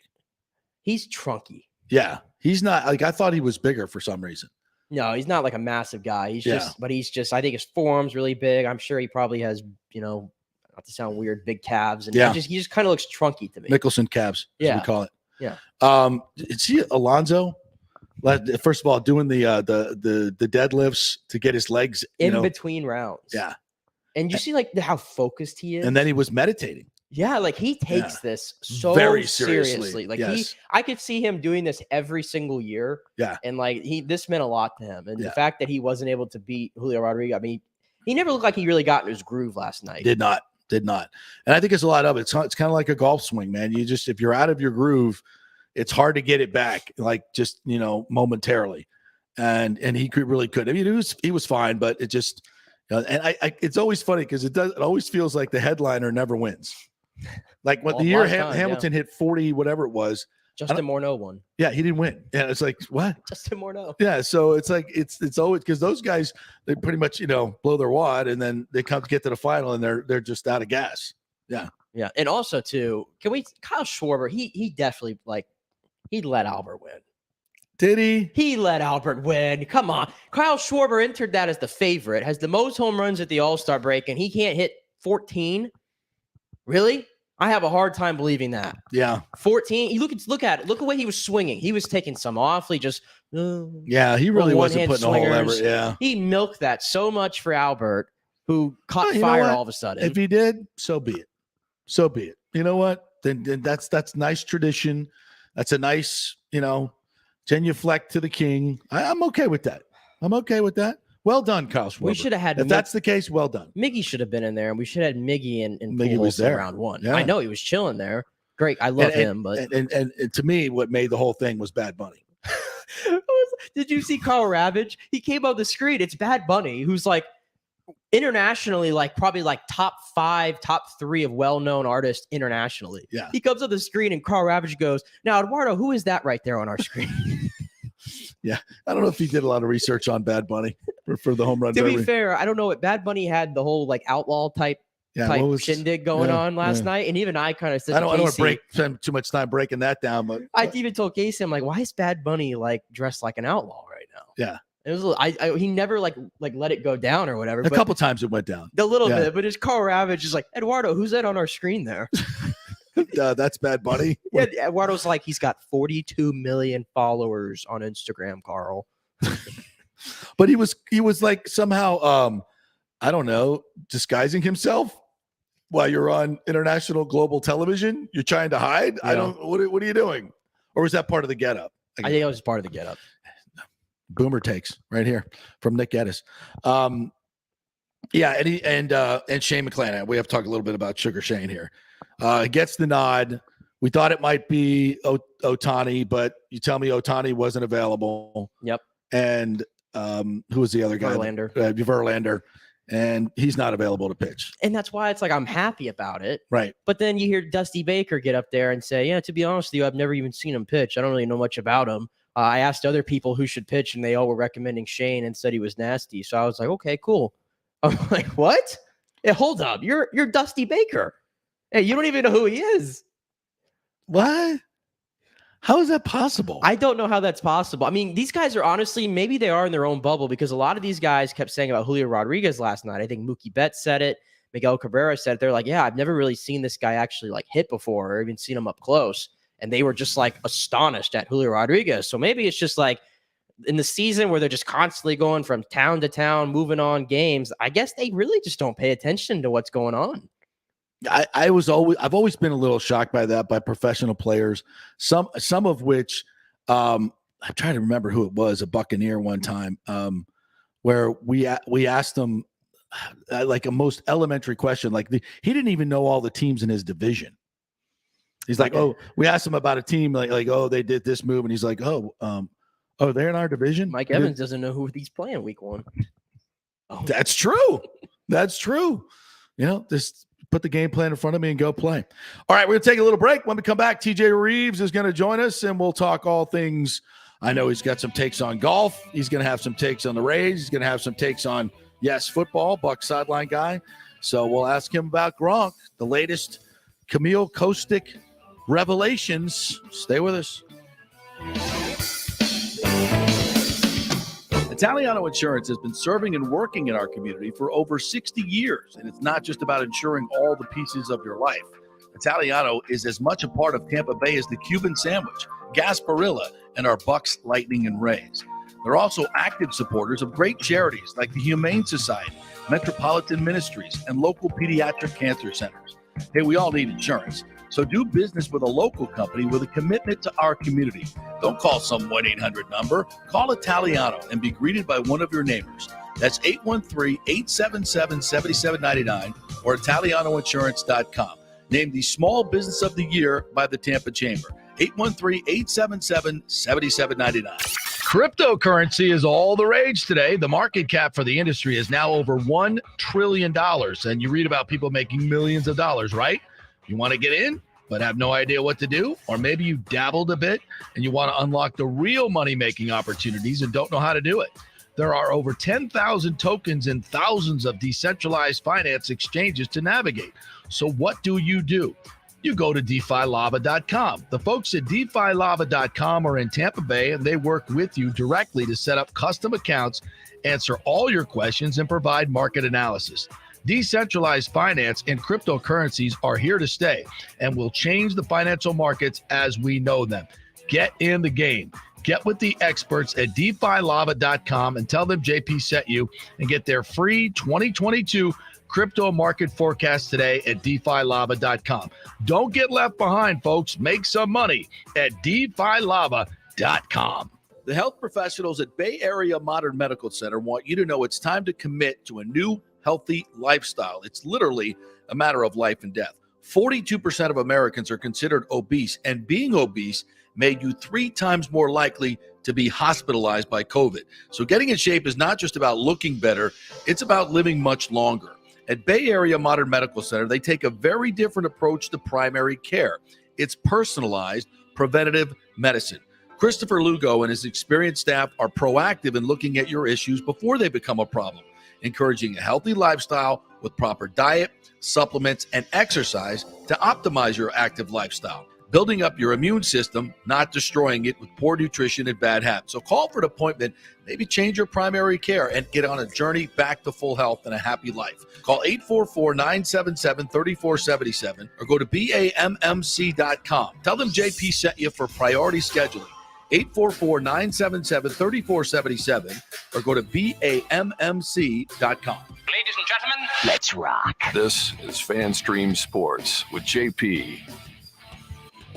All right, welcome back to the JP Peterson Show, brought to you by the great folks at American Mortgage Services. Scott Fitzgerald, Fitz, the mortgage guy, will hook you up. They got a great new program for certain zip codes where they can get you below market interest rates and less qualifying hassles. So check them out. Go to Scott at AMStampa.com, Scott at AMStampa.com for more information on that great program. As we bring in the great TJ Reeves, Bucs sideline guys. Bucs report next Wednesday. A week from tomorrow, it's on?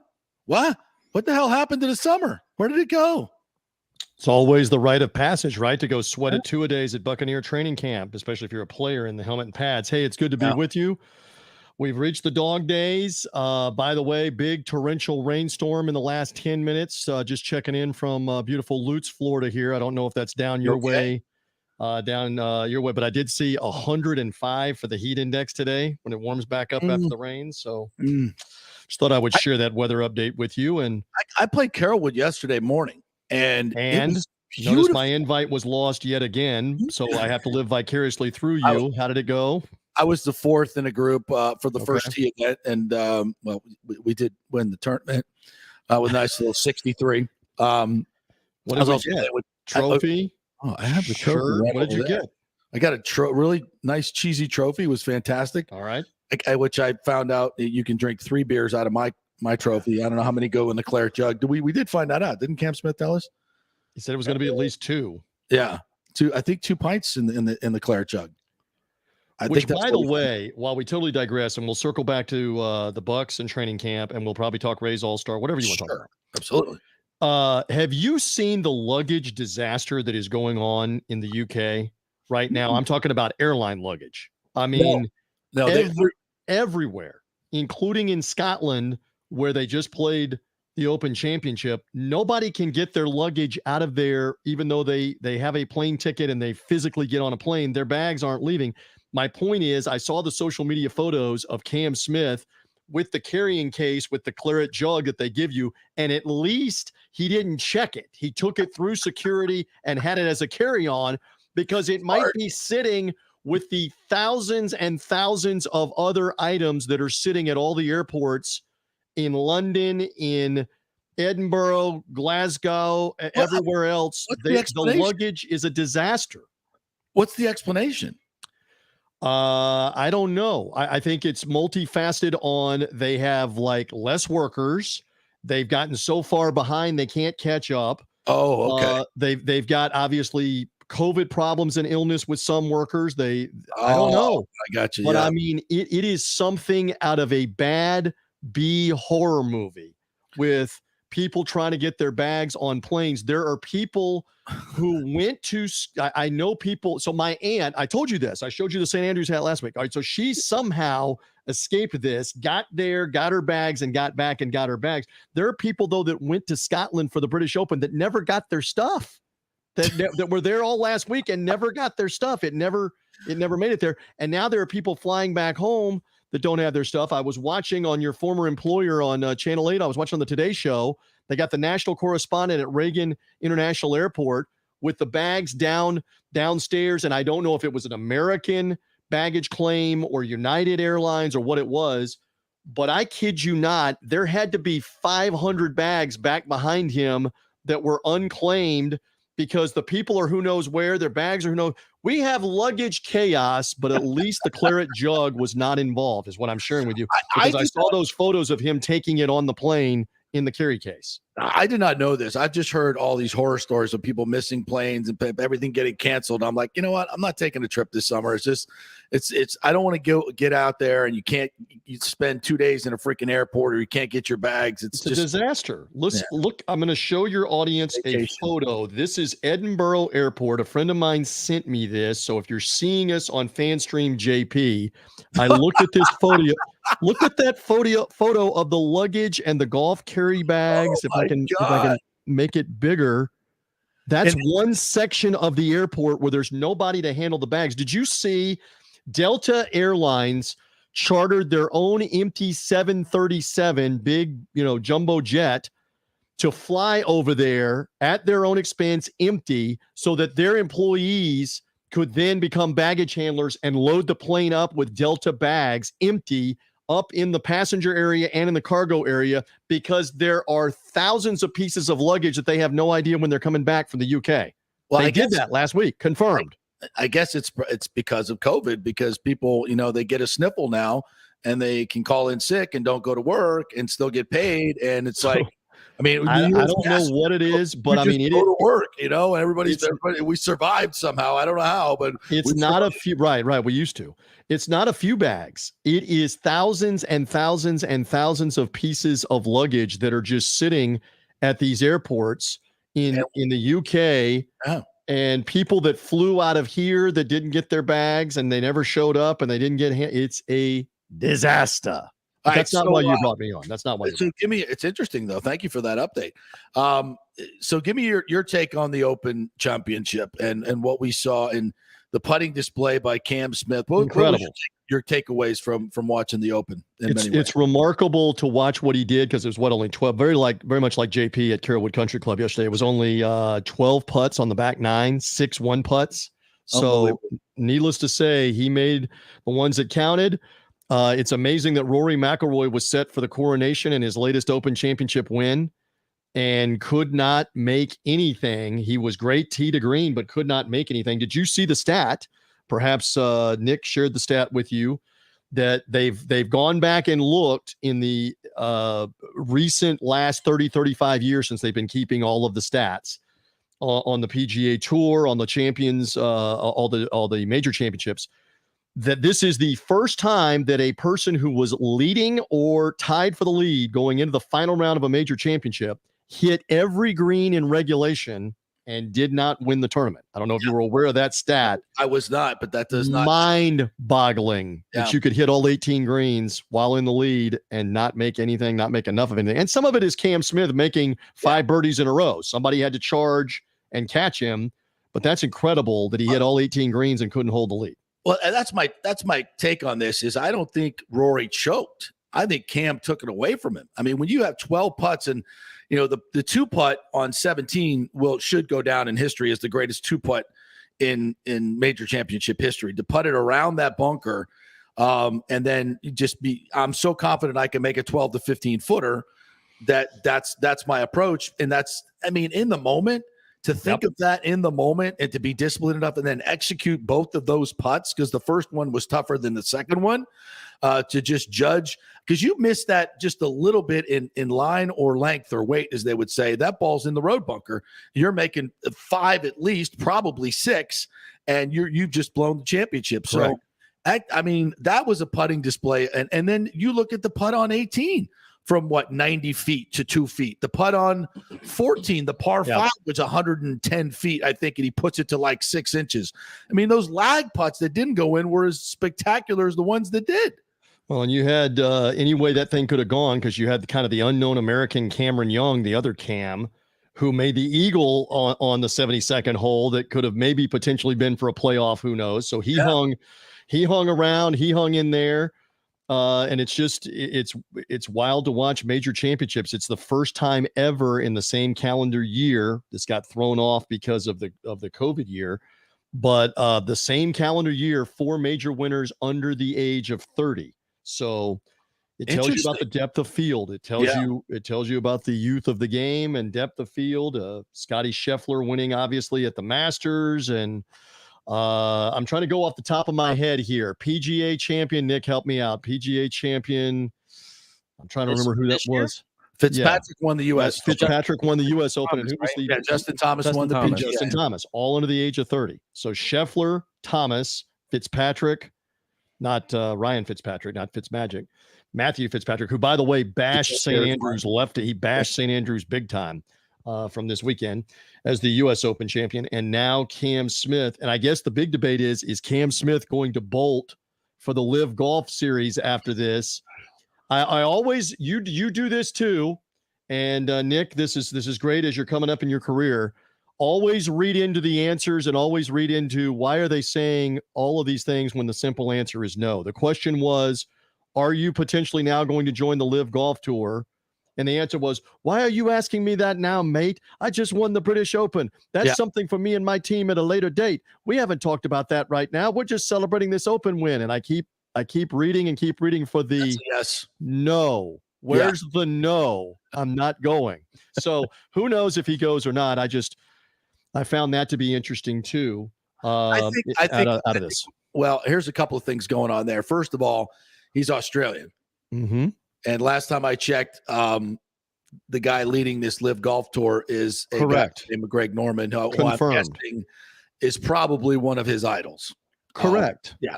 I mean, if you're a golfer growing up in Australia, I mean, your Tiger Woods is Greg Norman. So, I mean, that's got to have a lot of sway on him.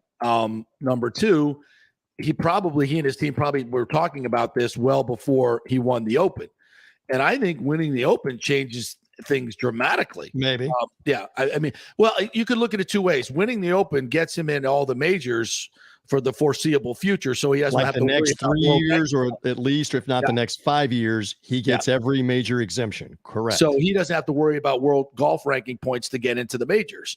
So now he can go play the Live Tour, collect all the cash, and still play in the majors. That's right.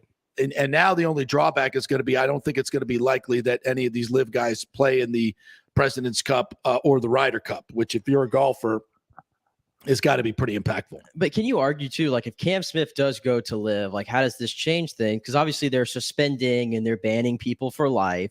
If he goes, I mean, you can make an argument next to Scotty Scheffler. He's the player of the year on the PGA Tour. Yeah. Well, and to your point, he won the Players Championship, which is the crown jewel of the PGA Tours events. So that does two things too. That also exempted him from majors for the next 3 years. Masters, U.S. Open, British Open, PGA Championship. That's also tied into the Players Championship. It also means he is a PGA Tour member for life, Cam Smith. Winning that tournament means you have a PGA Tour card for life. You don't have to worry about qualifying, FedEx Cup points, anything else. The British Open win for him on Sunday, it's good to be Cam Smith, not only drinking out of the claret jug, but for the future. The British Open win exempts him for life on the European Tour, the DP World Tour, as they now call it.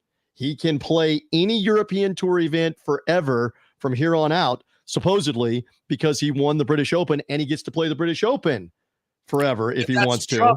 But that's trumped by Live Golf, because if you go to Live Golf, then all those exemptions. I don't know how they get away with that, and I don't know that they are going to get away with that. How do you tell somebody you're exempt for life for winning, except if we decide later that we don't like the fact that you went to play somewhere else and we take it away? That's what the court system's also for. I think because if you sign the contract to be a member of the PGA Tour, then you abide by their bylaws, and in their bylaws, they have, I think they have the ability in that bylaw that they can suspend you for whatever they want to suspend you for. So while we're just playing legalese, you got to get your man. It's Christopher Palermo. Do I want to get the first name right? You got to get Palermo on the horn here to help us out. If these guys resigned, if they resigned their PGA Tour membership, which about a half dozen or 8 of them did, then what difference does that make? If they're sitting back saying you can't suspend us, we quit. We resign.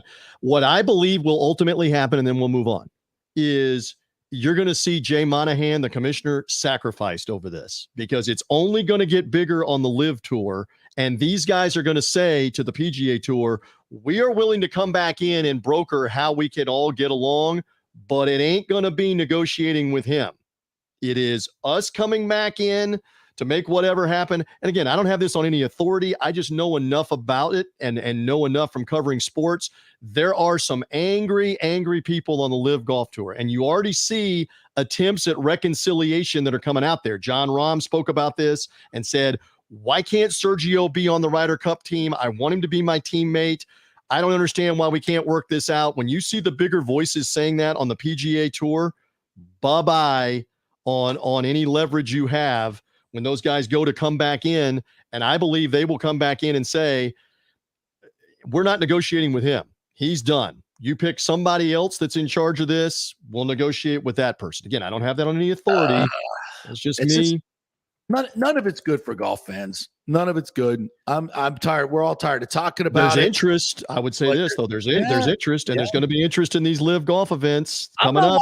Any of them. I have zero interest in them. But there's more people that will have interest coming up in the 3 in the United States because of the controversy, because they're playing in New Jersey and Boston and Chicago later in the summer. There's more interest. The controversy is fueling that, and who's going to be there. So yeah, you're saying you're tired of talking about it. I'm really not, to be honest. I love when there's like a rivalry going on. It makes it interesting. I take that back, because as a sports guy, I do like talking about it. I love talking about it, and I think having like a nice what's wrong with having a little golf feud? Like I've talked more golf than I've talked in my entire life in the past few months because of Live Golf. Let's be honest here. People are more interested in this now. People that are in the casual. And JP, you know this. I'm having fun with you. To Nick's point, I didn't mean to interrupt you, Nick, but to Nick's point, they're going to show up at Trump's course at Bedminster in New Jersey, and it is going to be a full-on publicity circus because they're the bad guys. Trump is trying to get back in the Republican Party. But, NWO for him too at his course. There is going to saying that. There's going to be what I was going to say. This is WWF. PGA, don't ever forget the PGA Tour ripped that World Golf event from his Doral right as he became political, and it sent it to Mexico of all places where nobody wanted to go play. I mean, that's a pro-American thing to do. Let's take it from Trump and put it in Mexico. To Nick's point, all I'm saying is this is only going to heighten the interest of this, because Trump's going to treat the former president, as like a campaign opportunity for these guys, even though it's all twisted, and a lot of them are European and it's Saudi backed. It'll somehow get twisted back into a political thing for him. Yes. So there's going to be interest, is my point. There's going to be interest. This makes it even more fun. So he's going to be there, and the players are going to be running away from him.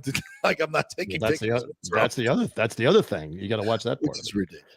Oh my God. I mean, are you kidding me? I guess it is. I am proud of you that you have not put me in the awkward position of asking me whether or not I know how much Leonard Fournette weighs. We're like 10 minutes into the conversation, 15 minutes in the conversation, and I'm confirming on FanStream JP that I don't have any intel on that. But everybody's asking me, is this true? Is it true? How much is it? I don't know. I guess we will find out together in a couple of weeks with what he looks like, right? Does it matter? I think it matters. I think it matters that it tells me that here's a guy that whose work ethic pre-Buccaneers was questionable, and only at the behest of the GOAT did he actually turn it all around. Let's just be honest about that. And he became a key player. They don't win the Super Bowl without Lenny Fournette. That's the bottom line. I agree. And then he gets a bunch of guaranteed money and shows up at, certainly whether he's 260 or 245, it ain't 228 where he probably should be. And it tells me that he's not working out. And when you don't work out in the off season, you know what happens in your regular season? You get injured. You pull a hamstring. You just can't suddenly just go to camp after 2 months of doing nothing and think you're going to play in the NFL. Here's what I don't know. That does not work out well. Pardon me. Here's what we don't know. I do know this in the past, but I don't know about it for the 2022 offseason. The former LSU strength coach or the assistant strength coach, he was one of the two, went to the University of Wyoming. And about 3-4 years ago, maybe 4 or 5 years ago, Fournette began to work out with the off-season program in Wyoming with his strength coach and the Wyoming football players. He was there sometimes like 2 weeks at a time, working with them day after day after day in the Wyoming mountain air, the mountain ranges, etc.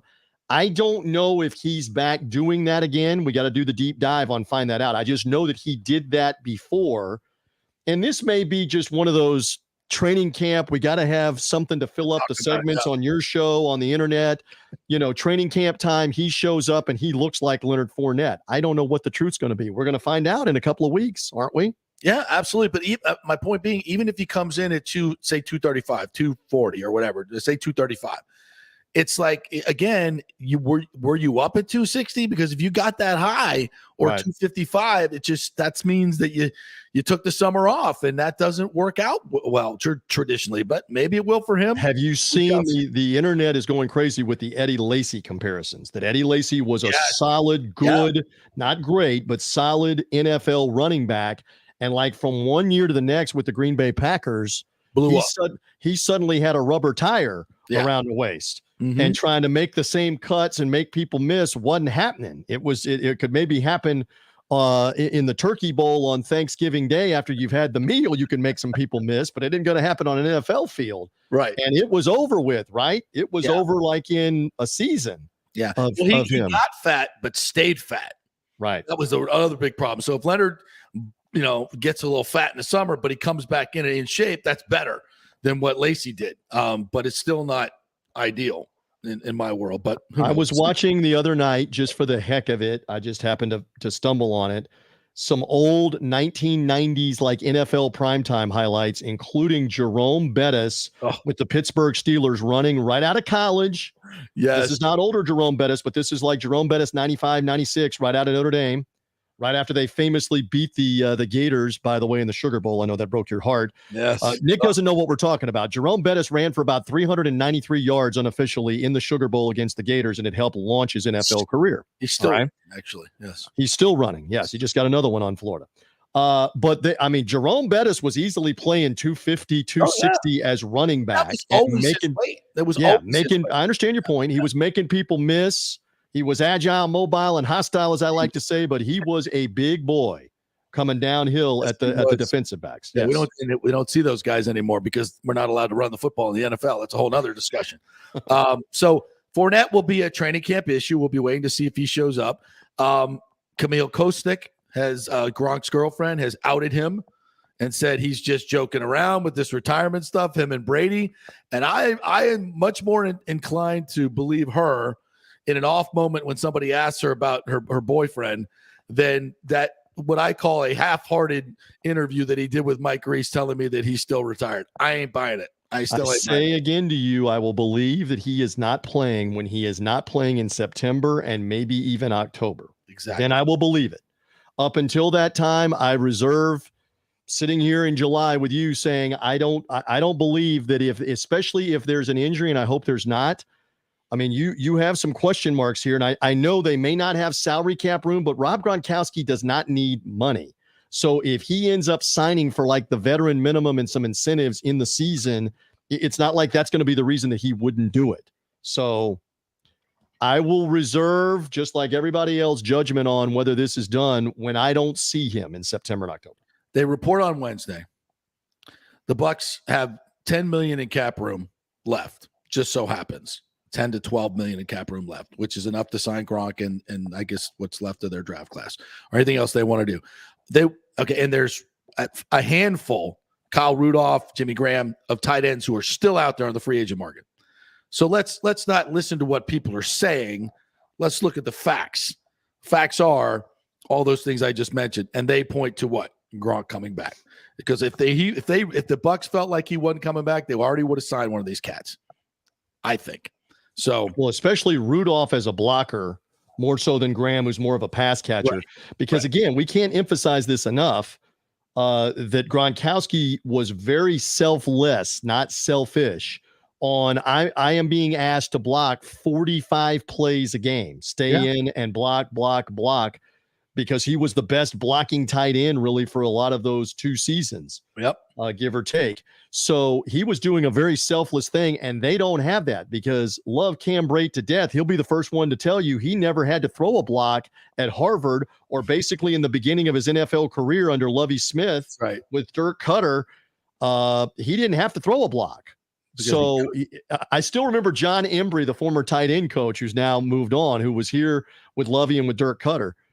He said, how can I be kind with this? He goes, we put the blocking sled in front of him to see what he could do when we got here. And he goes, when I saw the form and the technique, he goes, I'm going to make the face for the TV audience. He goes, I went like this, looking at my assistants like, has this guy truly never done this before? That's a blocking sled. Engage the blocking sled. And that's kind of where it started. Now, Cam has obviously probably gotten better at that over the few years. But I'm just saying Rudolph might be an option to block some of the time that they need to have blocking. So we'll just keep an eye on that. And you make a great point. Actions speak louder than words. I'm bigger on that. Why have they not done anything with that money? What are they waiting for? And maybe next week they sign one of those other tight ends, but they don't use up. They're not going to use up all the money to do that. And there's that other stat that when Gronkowski's off the field with Brady, his numbers become Andy Dalton.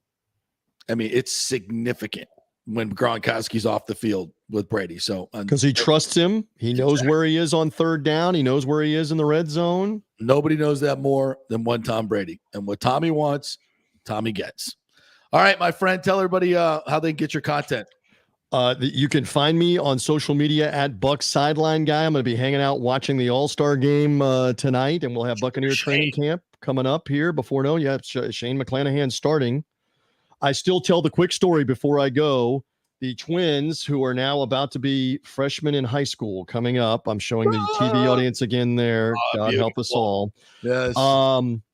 14 years ago, July 2008, final All-Star Game at Yankee Stadium, final season at Yankee Stadium. So I was night duty with my mother and my father on the twins on feeding and changing them because they were barely about 3 weeks old. So we were going every 3 hours, like the movie theater. We were going 8 p.m., 11 p.m., 2 a.m., 5 a.m., feed them and change them because they'd be screaming and crying. So my parents were always over here on night duty at that time. So my mother was here with me watching that All-Star Game 2008, which you remember the Rays became very prominent in that because Carl Crawford made the leaping catch to save the game and robbed a home run in left field from the National League. I can't remember who hit it. And Scott Kazmir ended up being the winning pitcher in relief late in the extra innings. And so for all time, the final All-Star Game at Yankee Stadium in the final season of Yankee Stadium, Carl Crawford is the MVP with the leaping catch. Scott Kazmir ends up being the winning pitcher. I still remember my mother at about 1:30 a.m. when they were in the 13th inning. She goes, well, I just have to say, because we'd fed the babies twice by now, this is the most baseball I've watched in the last 25 years of my life tonight. So there is a 14-year memory on the All-Star Game for me, my mother, shout out to Mom, and the twins when they were 3 weeks old, and we were feeding them all night while the All-Star Game was going on. Nobody has thought I would share that with recall of stories like that, like my man TJ Reeves. Nobody. I'm just here for you, brother, because I just am here for you. You're the best. Trying to entertain, and just thought I would share that about the twins and feeding babies with the Rays doing well in the extra inning World Series or All-Star Game 2008. There you go. By the way, TJ, before you, I know JP's never going to invite you out to play golf because he's always with the big people, the high rollers, of course, right. You can always play with me, but I can only afford the goat track, so you have to. You're gonna have to hop on board. So you and I are going to be playing like Rocky Point, Rogers Park, Babe Zaharias, all the ones around town. I played the Rock last week. Yes. It was Did you? fantastic. Is the Rock's in good shape? Did you get a little Yeah. jet exhaust while Yeah. you were playing there on the the front 9? Not It far was from great. TIA. It was good. It was good. I have been in many a Great front running yard fast. at Babe Zaharias over by USF. I took him out to unintentionally. Babe a couple weeks ago, a month ago. We played in a You tournament could out come there. to my neck of the woods in Diamond Hill. We could play at that one. Diamond Hill, I love because they still have that par 3. Do they not? That's on the Yes, they cliff. do. Yes, the they par do. 3 that's got like 100 feet of elevation. Number 15, yeah.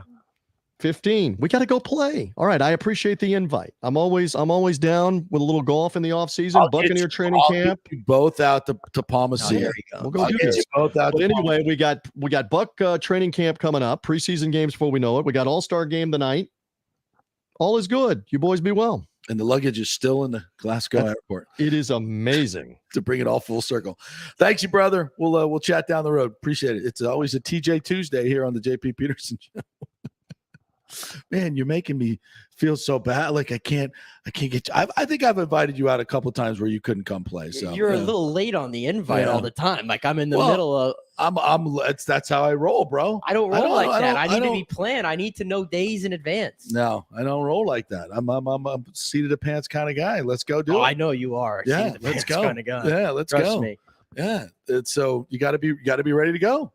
All right, we got one more break we need to get in here. We don't really have to unless you want to. No. Well, I mean, for as long as we fulfilled our obligations. then- We have fulfilled our obligations. I was going to bring this up to you, by the way, because I just got this. Yes. This is since we always talk about our race tickets being expensive. and Yes. specials. Ridiculously so. I happened to have my email open and I got an email that said race ticket specials. And I'm like, you know what? What? I'm going to look at this right here while we're here. And I just went, look at all these specials that we have coming up here in the second half of the season. Well, this is clearly something new. Listen, folks, because I think we have some good deals here. Oh, We have Healthcare Appreciation Night on Saturday, July 30th okay. against the Cleveland Guardians. You get a lower level ticket and your choice of a Tampa Bay Rays hat or Rays Healthcare Day lanyard for just $35. And this is a lower level seat. A Wow. lower level seat. Wow. We have Margaritaville night for all you parrot heads out there. You could get a seat in the lower level or the 200 section and a limited edition Tampa Bay Rays Margarita straw hat. As well. Wow. Good. How much deal is that? there. I have to click on the link to see $1,000 how much this ticket For price is. Here it is. Margaritaville hat? Margaritaville night.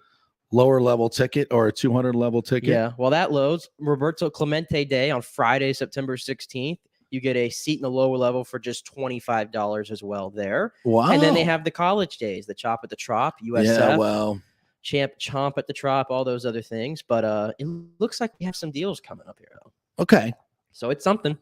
Something. But it's not $9 outfield seats. It's like everybody else is doing. No, they don't specify how family much night. this is, by the way, the Margaritaville Yeah. night. Well, that means it's $75. They don't have family packs, which every team in the league is doing. 4 tickets, 4 sodas, 4 hot dogs, $88, $66, $77. They don't have anything like that, which is something that they ought to have. They don't have a low get-in price for most of the games. So while that's okay, you still get no. I'm not giving you any props for that. I'm not.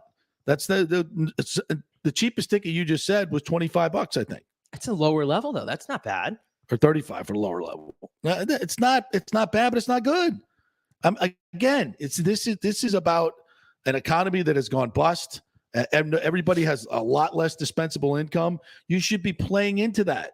You should be the Schooner Tuna of baseball, where you feel the pain of the people and you do something about it. Instead, you price your own fans out of your own stadium, which is absolutely reprehensible. And not one story in the Times about it. Not one. It's all the buzz on Twitter. And Tompkins always tweeting about attendance, but will not broach this subject. Why is that?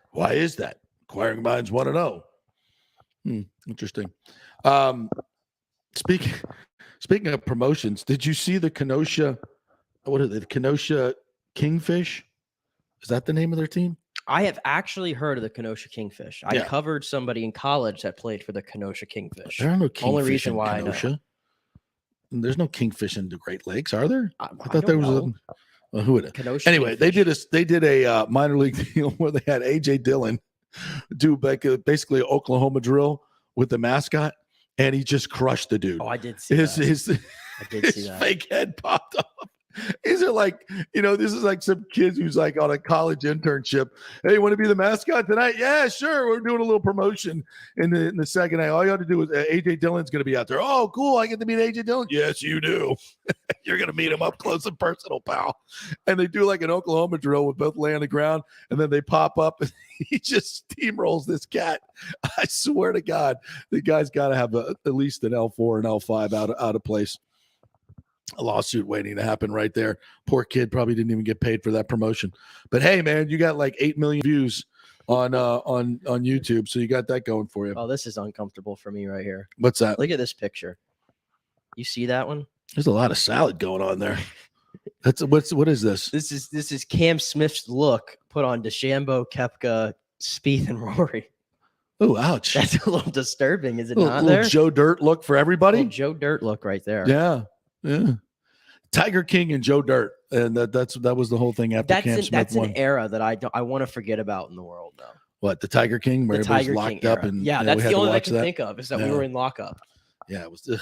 I'd like to forget about that era, but I would too. But anyway, Greg Sankey said yesterday, he's the commissioner of the SEC, that he is. They are not. There's no sense of urgency to add more teams, and Texas and Oklahoma don't go until 25. USC and UCLA are going into the Big Ten before Texas and Oklahoma go into the SEC. Yep. So that's interesting. And a lot of people are still looking to see where the SEC expands. And they're talking about Miami. I don't see Miami as a fit in the SEC. Do you? They seem more like a Big Ten team to me. I don't know. I mean, because I always look at it geographically, and I'm like, okay, if it's the Southeastern Conference, where's Miami located? I guess it's because when the Big East, Miami joined the Big East, they were kind of always playing in the Northeast. So yeah, I guess that's true. South of West Palm feels like New York anyway. I mean, could you imagine Miami playing Mississippi State on a random Saturday in November? I guess the answer is no. It doesn't really like. Can you imagine them playing Michigan? No. Ohio State? No. That seems more natural to me. I don't know why. I don't know why that doesn't. Because even when they were even when they were an independent, they played those type of games. Yeah. I don't know. I know you're referring to that discussion that we saw on our TV today, where they're asking what's the most desirable team the SEC could go after. I think it's obviously Clemson, in my opinion. I think Clemson and Florida State are the most natural. Well, I was actually in Tallahassee when the SEC came calling in the early 90s, the first expansion. And I remember it very well. The SEC, because the ACC and the SEC were courting Florida State in expansion. And everybody had the SEC, Florida State penciled into the SEC. And honestly, I don't know, does that incredible run of 14 straight seasons in the top 4 happen if FSU goes into the SEC? I'm going to say probably not. I don't think they could have been as consistently good in the SEC as they were in the ACC, because they dominated the ACC for so long. And so was that a great decision at the time? I think for Florida State, money-wise, it was, because people don't remember this. The SEC came to Florida State, and basically the entire presentation was, you need us more than we need you. And it was a very patronizing, as it was described to me, a very patronizing discussion when the SEC came in there. I think Roy Kramer was the commissioner at the time, and it was like, well, first of all, you're not going to get any TV money for like the first 3 or 4 years. And they were like, what? Like we can't survive on that. And so the deal, it was an awful deal financially for Florida State, and people don't remember this. And it was very, very patronizing, whereas the ACC came in and like, oh, my God, we love you. We're going to give you more money and X, Y, Z, blah, blah, blah. They didn't tell them that the ACC football refs were going to screw them for the next 2 decades. But that wasn't mentioned.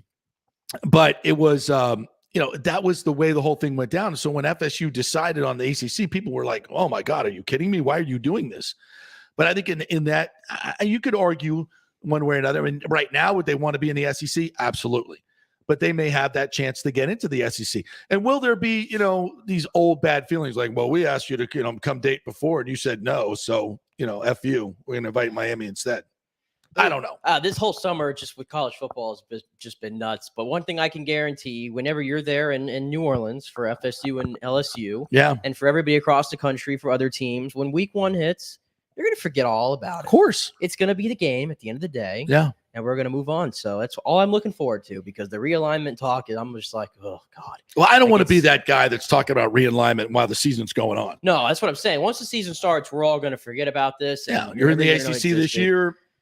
How you gonna get to a bowl game? Yeah, please. Win 6 games. Yeah. Anyway, and Brian, I thought it was interesting. Brian Kelly came out today, I guess at the SEC Media Days, and said he saw, he sees a lot of fight in FSU, a lot more fight than they had back in the Taggart days. That Norvell hasn't bought in, and of course we said that when we saw them come back from 18 points down to force overtime. There's a lot more fight in this team, no doubt. But winning at LSU is going to be huge for FSU. Last thing before we sign off, because I know we're up against it now. Did you watch the first part of the 7-part Derek Jeter doc yesterday? No, I'm not watching it. You're not going to watch any of it, are you? No. I'm waiting for the A-Rod episode. Listen, and this will sound terrible, but when you give me a promo for that guy's career, Derek Jeter's career, and the first thing out of your mouth in the promo is about racism, I'm out. I'm not saying that he didn't face it. I'm not saying he didn't face it. There wasn't part of it. But when you're telling the Derek Jeter story, that's what you're going to focus on? I don't know. That's so ESPN. I got no time for it. I'm waiting for the juicy part about A-Rod. There's a lot in that trailer about the A-Rod story, and A-Rod is on this, by the way. He's going to talk. Jeter's going to talk about it. Hopefully it's going to be open and candidly, because I feel like there's a lot there that we don't know about this friction and this friendship or not, what's going on. It might still be there. I'm waiting for that. But yesterday I was reading about it on Twitter. Everybody's like, yeah, it's a Yankees doc about the 95 dynasty. And I don't need to see that right now. I have zero interest in it. That, by the way. Zero interest in it. I mean, did he earn a 7-part doc like Jordan? Really? Derek Jeter? No. Hey, look, great player, and a wonderful career. Is he a larger for than life storied franchise? And for the Yankees, for the people in the Northeast, he is, which is, by the way, the majority of which are white fans. Going a diatribe here, but how beloved is this guy? Like, really? That's what you're leading with? Okay. If that's what you're leading with, I'm out. So, all right. Big thanks to our friend TJ Reeves, who joined us today. John Gerber talking golf. We'll definitely have him back and make you some money in golf betting. Scott Reynolds, great as always on the Bucs.